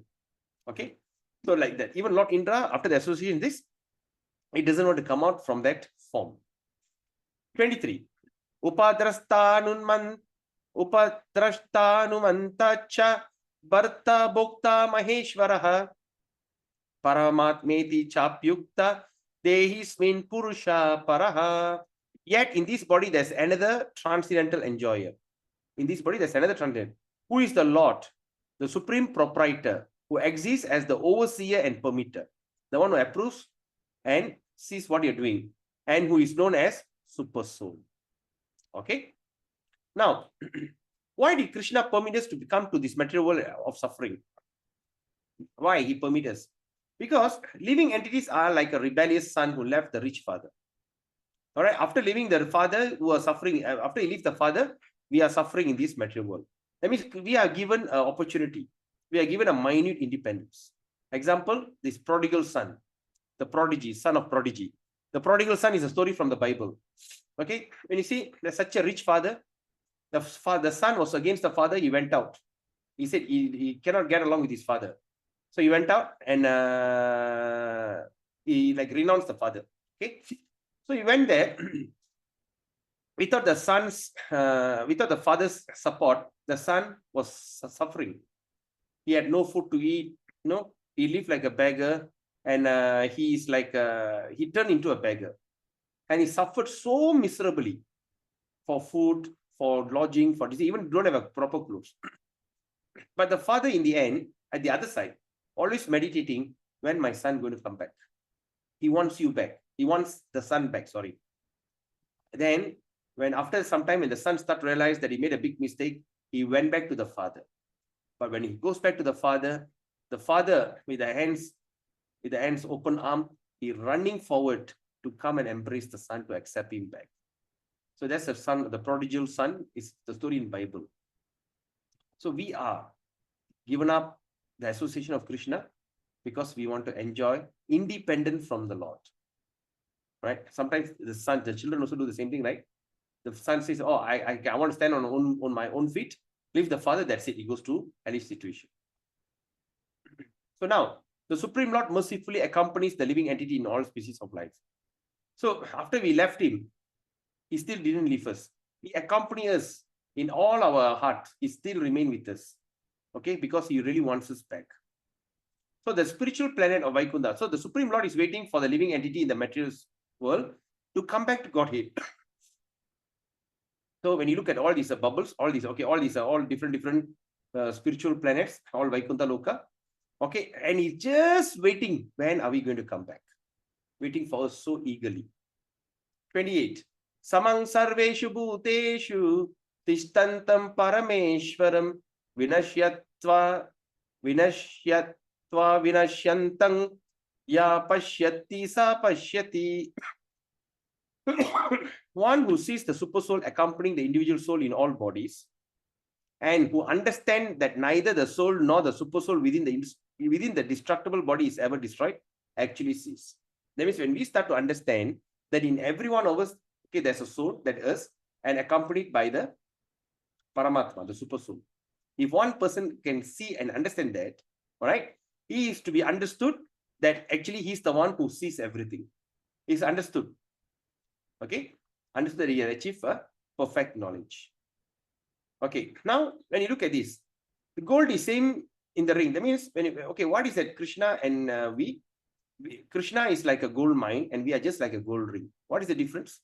Gold is same in the ring and in the mine, but it's different in quantity, just like this drop of the sea and the sea water. So we are part of Krishna. All right, but of course, quantity wise, we are different. That's why we are known as Satchidananda Vigraha. Satchit Ananda Vigraha. Sat means eternal, Chit means full of knowledge. Ananda means beautiful, Vigraha means body. Or this thing, all right? So we are there, of course, but we are just a drop, minute, just like a small ring. And Krishna is like a gold mine. Yata sarvagatang shakshmya akasham nopalipyate sarvatra vastito dehe tatatma nopalipyate. The sky, due to the subtle nature, does not mix with anything. The sky is very subtle. So it doesn't mix with anything. Yes or not? Because so subtle, subtle, it doesn't have a form, so it doesn't mix with anything. Although it is all pervading, even though that every world is covered by sky, but because subtle, it doesn't mix with any other things. It just remains subtle. Similarly, the soul situated in Brahman, vision, does not mix with the body. So similarly, even though the soul remains, we are living in this body, we actually do not mix with the body. Even though we are situated in that body. Even though I am situated in this body, I am not mixing with this body. And the one that creating the mixture is the material sense objects, this thing, the gross and the subtle body. Right? So 34. Yata prakashayateka krishnam loka imang ravi kshetram kshetri tata krishnam prakashayate bharata. O son of Bharata, the sun alone illuminates all this universe. The sun alone illuminates all this universe. So does the living entity, one within the body. So when we live in this body, the whole body starts functioning because there's a soul remain in our heart. Okay? It illuminates the whole body. Okay? And how? It illuminates the entire body by consciousness. So 1335. Kshetra kshetraknayor evam antaranyana chakshusha bhuta prakrita moksham cha ye viduryanti te param. This is the final verse. Those who see with eyes of knowledge. That means those who start to see with the eyes of knowledge. The difference between the body and the knower of the body. That means the body, I am the body, and I am the knower of the body. And can we understand the process of liberation from bondage of material nature? Attain to the supreme goal. We are not the body, we are spiritual being trapped in that body. Our real interest lies in understanding the simple fact. Okay. So Lord Chaitanya, Mahaprabhu has given us a special gift that is in spite of our not understanding everything very analytically, as they are described in the Vedic scripture, one can understand himself by simple process of chanting the holy name of the Lord. Maybe sometimes when we study this, it looks like it's too heavy and I cannot understand. But we must understand one thing. Okay, just by simply chanting the process of chanting the holy name, everything will be revealed to us. That is a special gift of Lord Chaitanya. He said that if you chant this Hare Krishna mantra, then automatically everything will be revealed to you. Automatically everything will be revealed. All right. So that's the thing. So there's a Srimad Bhagavatam. All these things are mentioned. I mean, everything is here in the Srimad Bhagavatam is mentioned. So this was the installment plan I did last time. All right. So if you want a Srimad Bhagavatam or in English or Tamil, please tell me. I'll try to get for you on an installment plan. Okay. Of course, this is not the price. I'm not sure what is the price now, but definitely cheaper than outside selling price. Okay. So think about it. Distribute Bhagavad Gita. Now Bhadra Purnima is there. Okay. Now is this Monday is going to be Balaram Purnima, and the following Purnima, the full moon is going to be Bhadra Purnima. All right. So Bhadra Purnima is the day that is very auspicious to distribute Bhagavad Gita and also Srimad Bhagavatam. Okay. So think about it. Follow the RDC formula. Read Bhagavad Gita daily. Distribute Bhagavad Gita. Try to install Bhagavad Gita in everyone's life, everyone's home. You are going to enlighten them. Most importantly, chant Hare Krishna every day. Okay. Any questions? We end the session here. But before that, let me check the video. Okay, just give me a second. Okay, after this video, we open for question and answer. Then we end the session.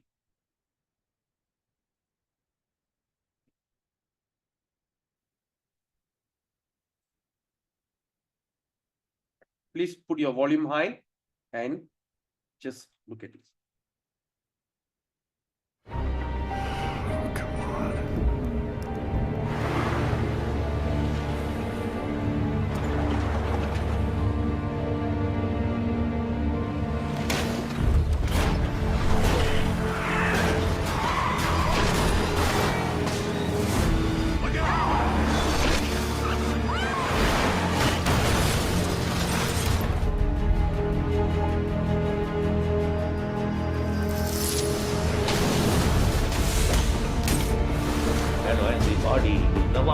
Usable. Then the body is finished and the soul again enters another body. This is called transmigration. What is the next body you are going to get? You must have information.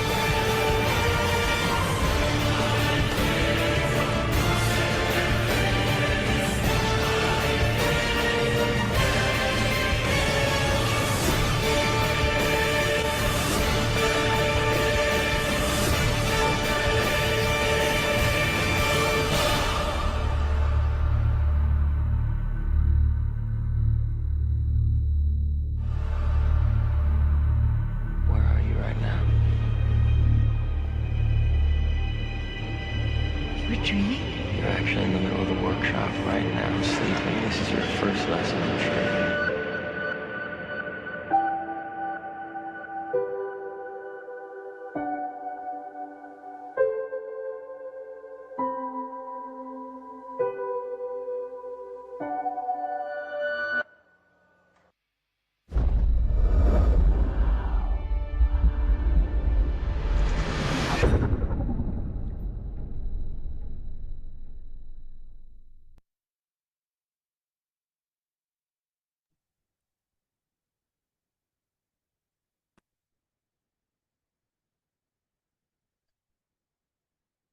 Hare Krishna.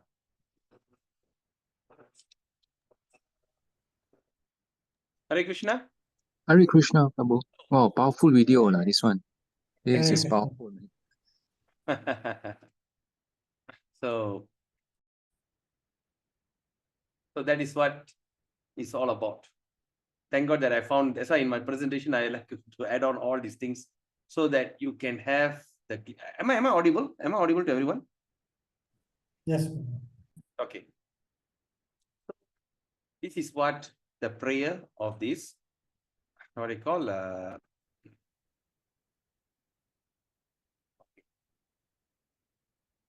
now when you look at this, right?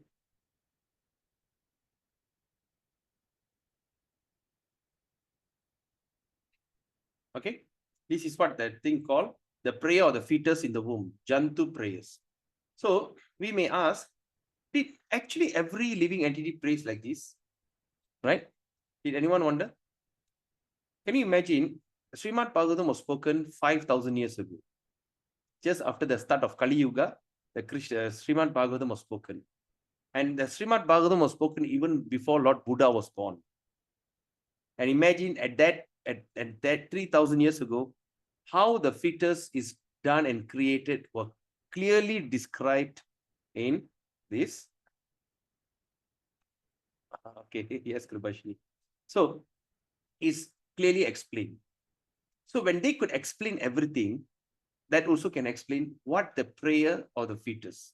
This is the prayers of the fetus that all of us has gone through. Okay, when you look at this, okay, example, okay, first thing, beaten again and again, all over the body.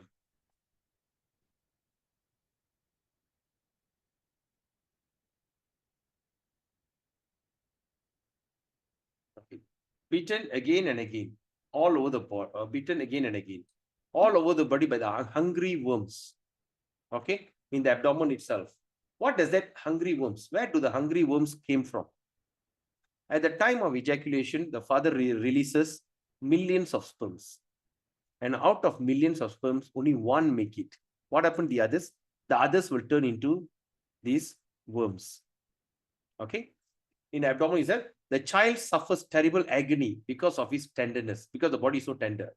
Thus, he becomes unconscious moment after moment in that terrible condition. Sometimes we'd like to hit the stomach. Hey, hey, baby, I'm here. I'm daddy here. Suddenly we see the flick kicking. Oh, see the flick responding to me. All these are considered illusion. We are actually suffering terribly in that condition. Okay. Okay. And the child thus remains like a bird in the cage without freedom of movement, because can you imagine the person is, we were concealed in such a small place. We cannot move. All right. At that time, if the child is fortunate, okay, he can remember the troubles of his past 100 births. Okay. And after that, he grieves wretchedly. He always cries. Why? So the human soul says, I take shelter at the lotus of the Supreme Lord, who appears in the various eternal forms and walks in the surface of the world. I take shelter of him only because he can give me relief from the fear, and from him I have received this conditioned life, which is just befitting my impious activities. So due to impious activities, I have taken all this form. Okay, so this is called the prayers of Jatu. What they call Jantu. Okay, the fetus. Jantu prayer in the womb. If you have a Srimad Bhagavatam, go to Canto 3, okay, chapter 31. Okay, Canto 3, chapter 31, you can see the Jantu prayers. If you don't have a Srimad Bhagavatam, go to vedabase.io go to this thing and start to check out how a soul is going to suffer in this thing. So our real suffering starts is not while we are alive. Our real suffering starts the day that we are conceived. Okay.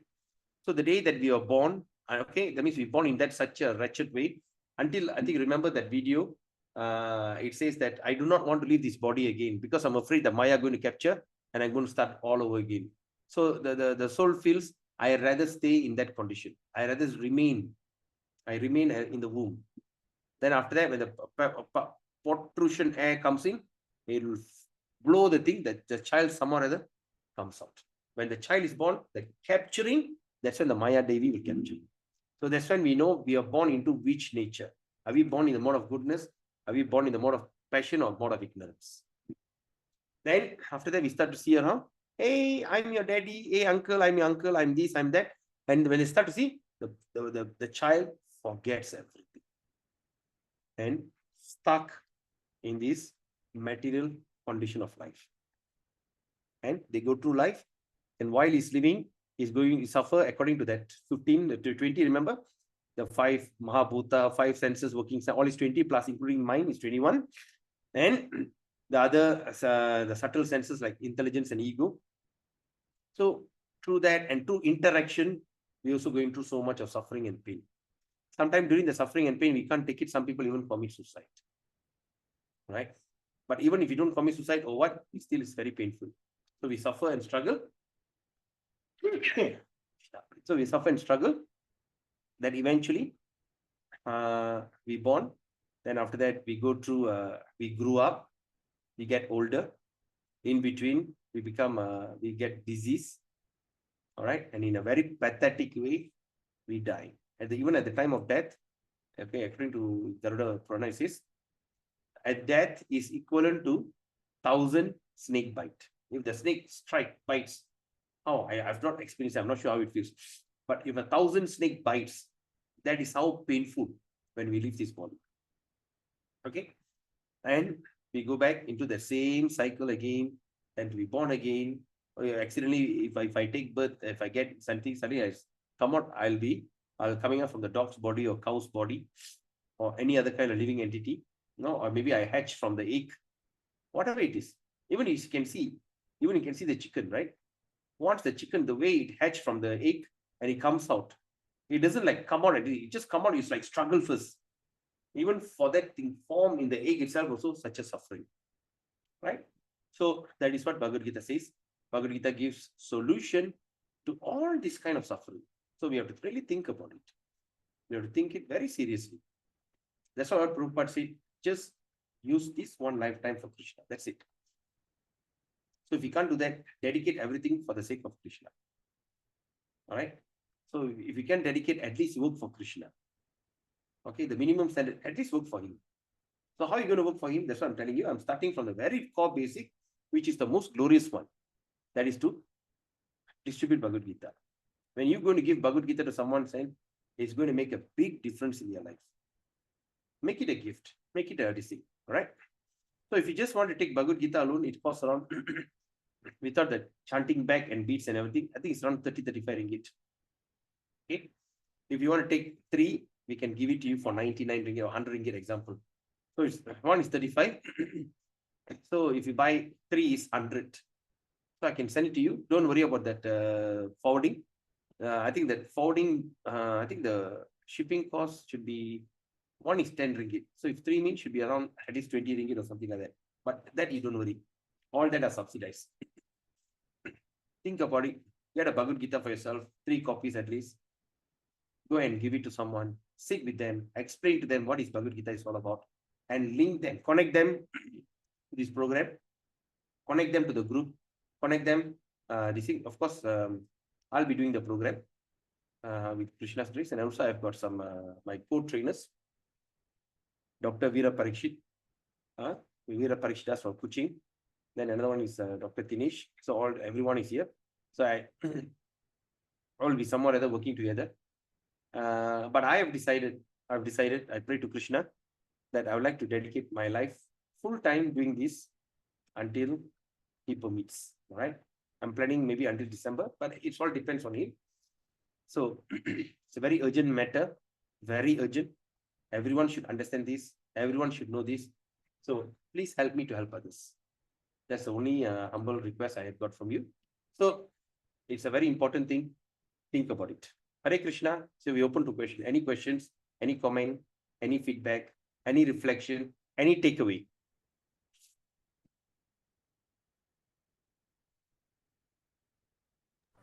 Hare Krishna Prabhu, can you hear me? Yes, loud and clear. Okay, so Prabhu, my elder sister is currently pregnant. She's just 1 month into her pregnancy, and she has conceived after almost 10 years of trying to conceive. So at this moment, I feel like, me joining this session here and reading about the Bhagavad Gita and today's class, especially the video, what is it that I can do? She has a Bhagavad Gita. I've already distributed to her a year ago. We already gave her one. She has it. She has read it also. But apart from that, what else that I can do for a pregnant woman like her, especially for the soul that's about to come? Okay, she should now not read it, but she should start studying it word by word, start to reflect on this the stories.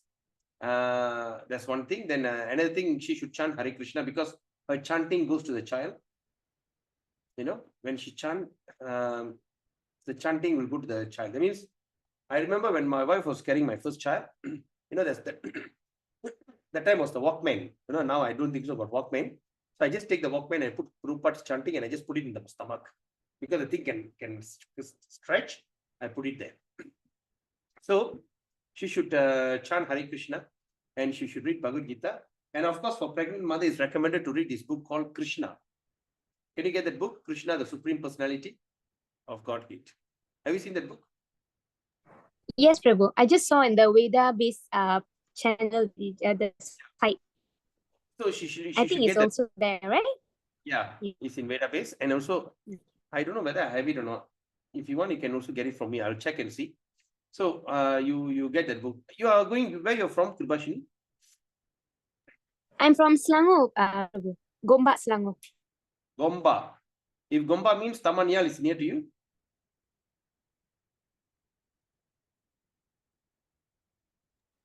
Can you hear me, Prabhu? Yeah, Old Klangro is. Gomba means you are near the what they call Bukit Antara Bangsa area, right?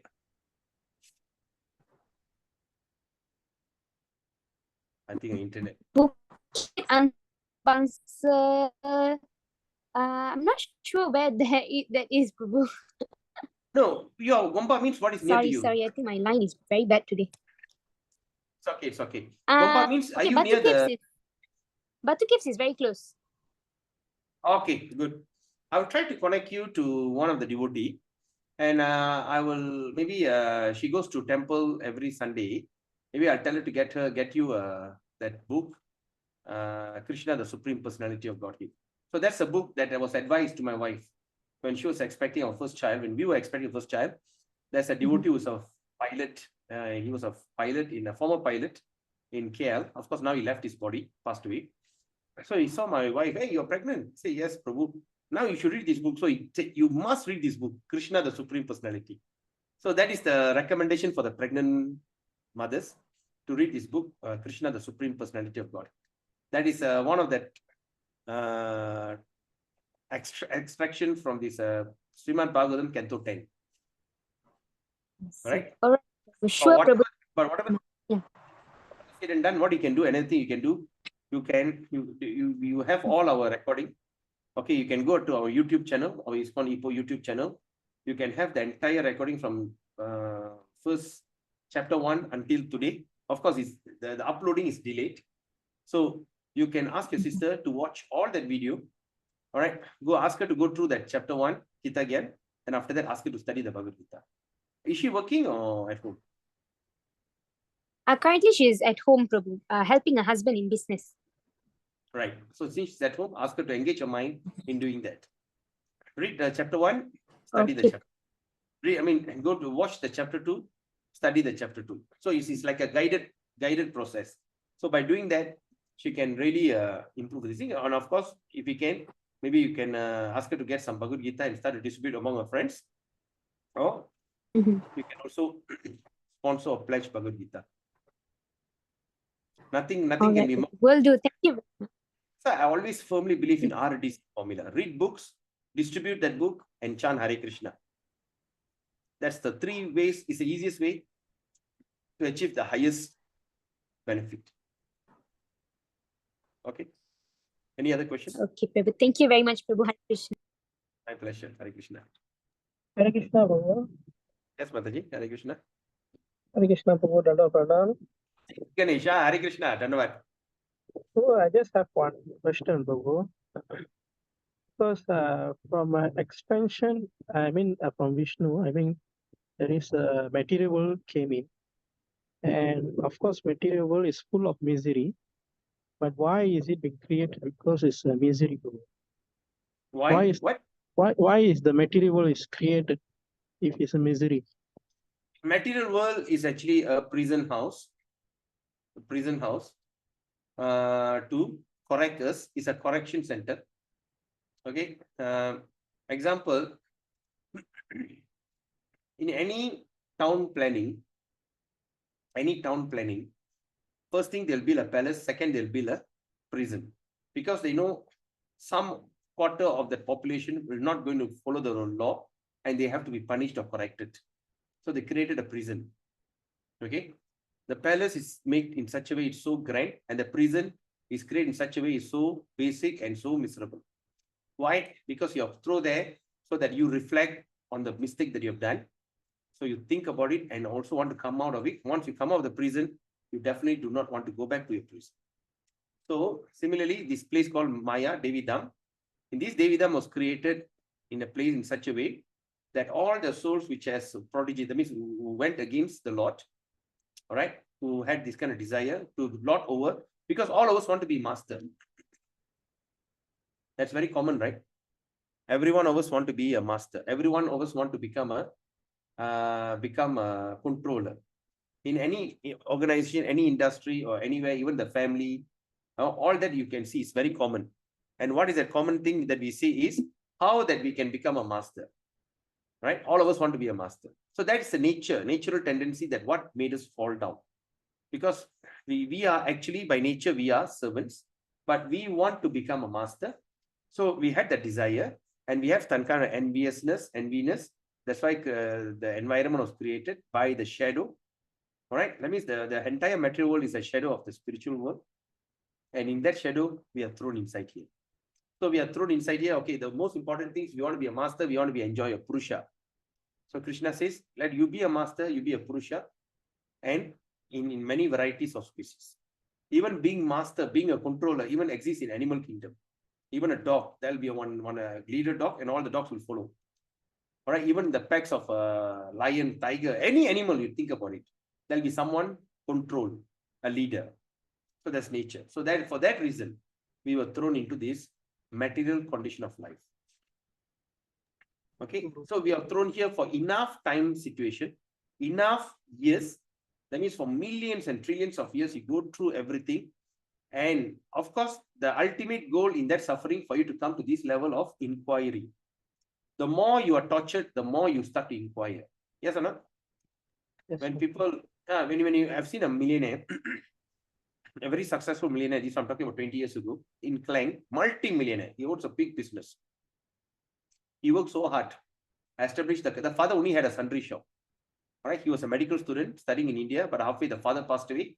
He have no choice, quit his subject, come back, and he need to take over the business, and of course to bring up his brothers and siblings. He's the eldest. He worked so hard. He made the company become so big. The industry becomes so big. That means he as what they call as industry player. I mean, in that particular industry that's involved grocery business, sundry shop, it became so big. He even built the thing to 3-story building inside his shop. Imagine he has his lift and everything. So one day he went to withdraw money. That time there's no such thing like online payment or cashless payment. So you want to withdraw money. When went to the bank, took out the money, walked out. Suddenly he was ambushed and attacked by a robber.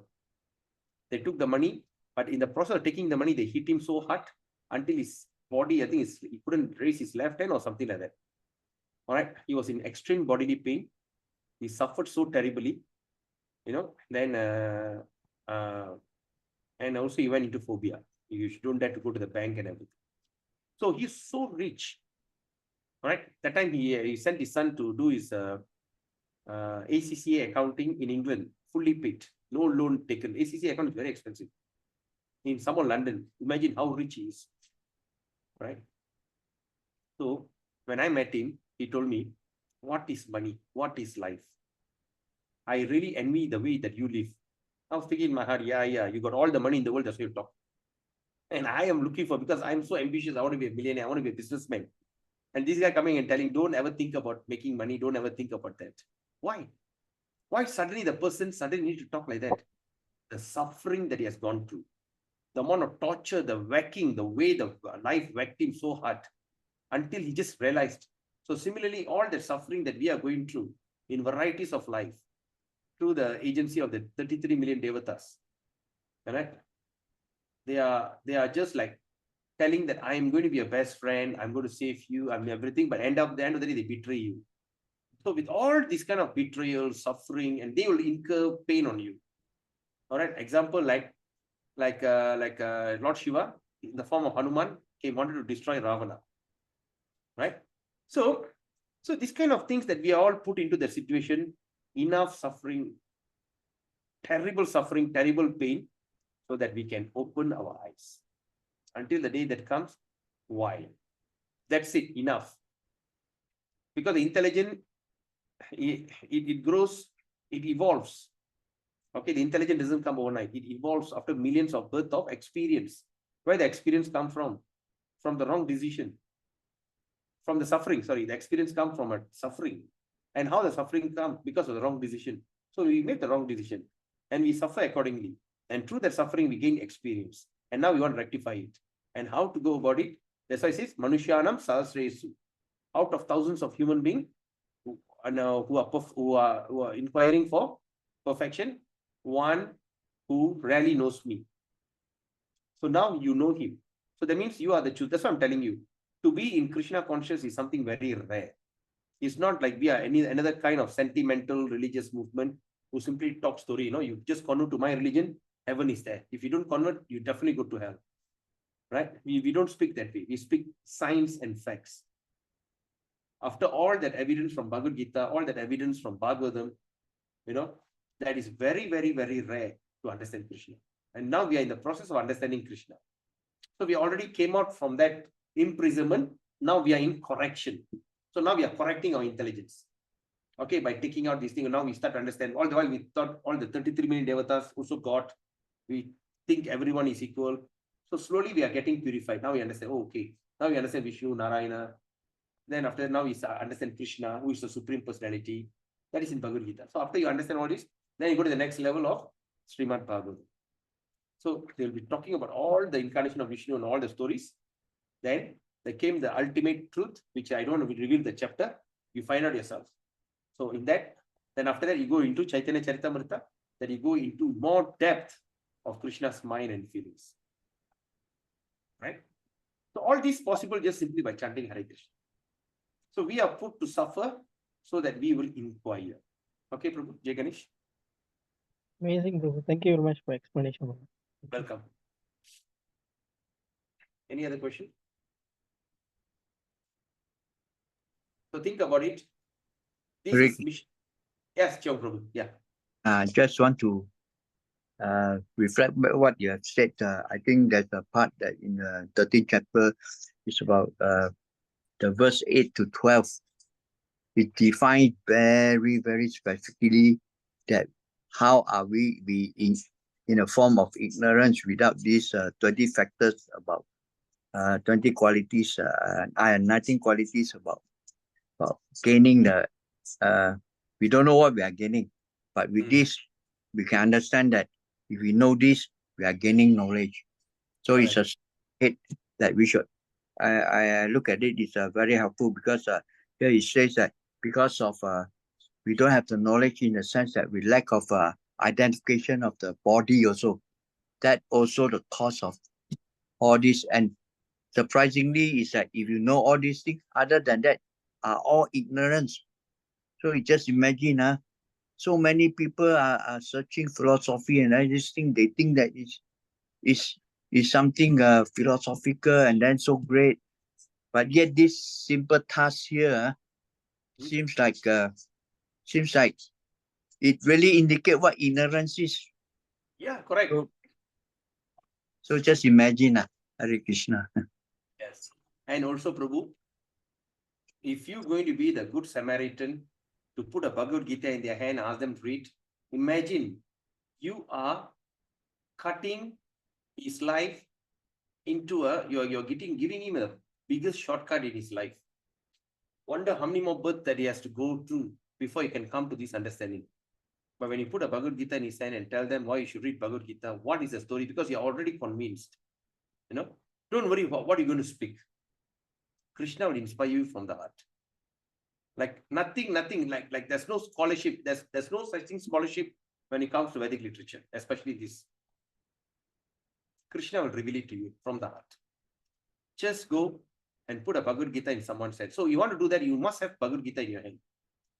Like the day, there's one devotee, Gopa Kumar, South African devotee, my very dear friend. Right? We both went for Harinam. We went and do Sankirtan. He was here with this Maharaj, what they call? What's the Maharaj name? Brahat Bhagavata Maharaj. So I was his personal servant when he was in Sungai Sipur. I was with him. Then through him, then he told, why not you both of you go and sell some books. And Gopa Kumar, who is a South African, I think CS Prabhu knows him. So he was like so happy. He said, let's do it. So both of us went to the street. We went and distributed books. And so nice. Within half an hour, we distributed more than 15 books. 15, 20 books we have distributed. Went out like crazy. So he's telling the greatest favor that you can do. In his class, he said, every devotee must buy one box of Bhagavad Gita and keep it in his house. We don't know who's going to come and who may need it. Okay. So if you all can afford like that, okay. Or if not, just buy this kind of subsidized price. I think in KL they are selling around 40-45 ringgit per book. You can even think about having a book, 3 books Yes, for 100. I agree with you. Yes. So I think this is what do you call, just now it was actually it's a duty. Yes. It's a human life duty to do so. Exactly. I recall. Yeah. Exactly. I do that. Yeah. Please do that. And I would really like to appreciate Vanita Mataji. When she came for the program, first class that we did, that time we were in a terrible lockdown. It was so scary. We don't even dare to go out. But Vanita Mataji was so brave. She was here. She was not she knows about Krishna. She knows about ISKCON, everything. But I don't think so. She was like so much into it. But this Gita Gyan program transformed her life. She just went out and distributing Bhagavad Gita, despite she took a great risk. That time, if you could know that COVID, you all gone through that, you have seen, right? Sure, gone case. And because of her, I took the risk, even went to that quarantine center. When I went there, everybody said, hey, why are you here? No, I just want to, there's one lady wanted something, and I gave her one Bhagavad Gita, Tamil Bhagavad Gita, from typing. After that, I don't know what happened, but she felt so grateful. Okay. So we have lots of commitment. Okay. Oh, it's already 10. We overshoot the time. I hope, I hope that you have had a nice class. In fact, after taking a break one day yesterday, in fact, today to start back, I feel like quite drowsy, like what they say, sankut. So that's why Bhakti must be very consistent.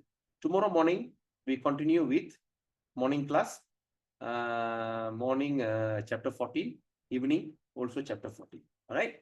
So we meet again tomorrow. Till then, have a nice, wonderful day. Happy Ekadasi. Go on fasting. If you are chanting, go on chanting. Or before you go to bed, read this one chapter of Bhagavad Gita. Okay, and go to bed. Okay. Vancha kalpatarubescha kripa sindhubevacha paditanam pavenivyo vaishnavyo namah. Hare Krishna. Have a beautiful day.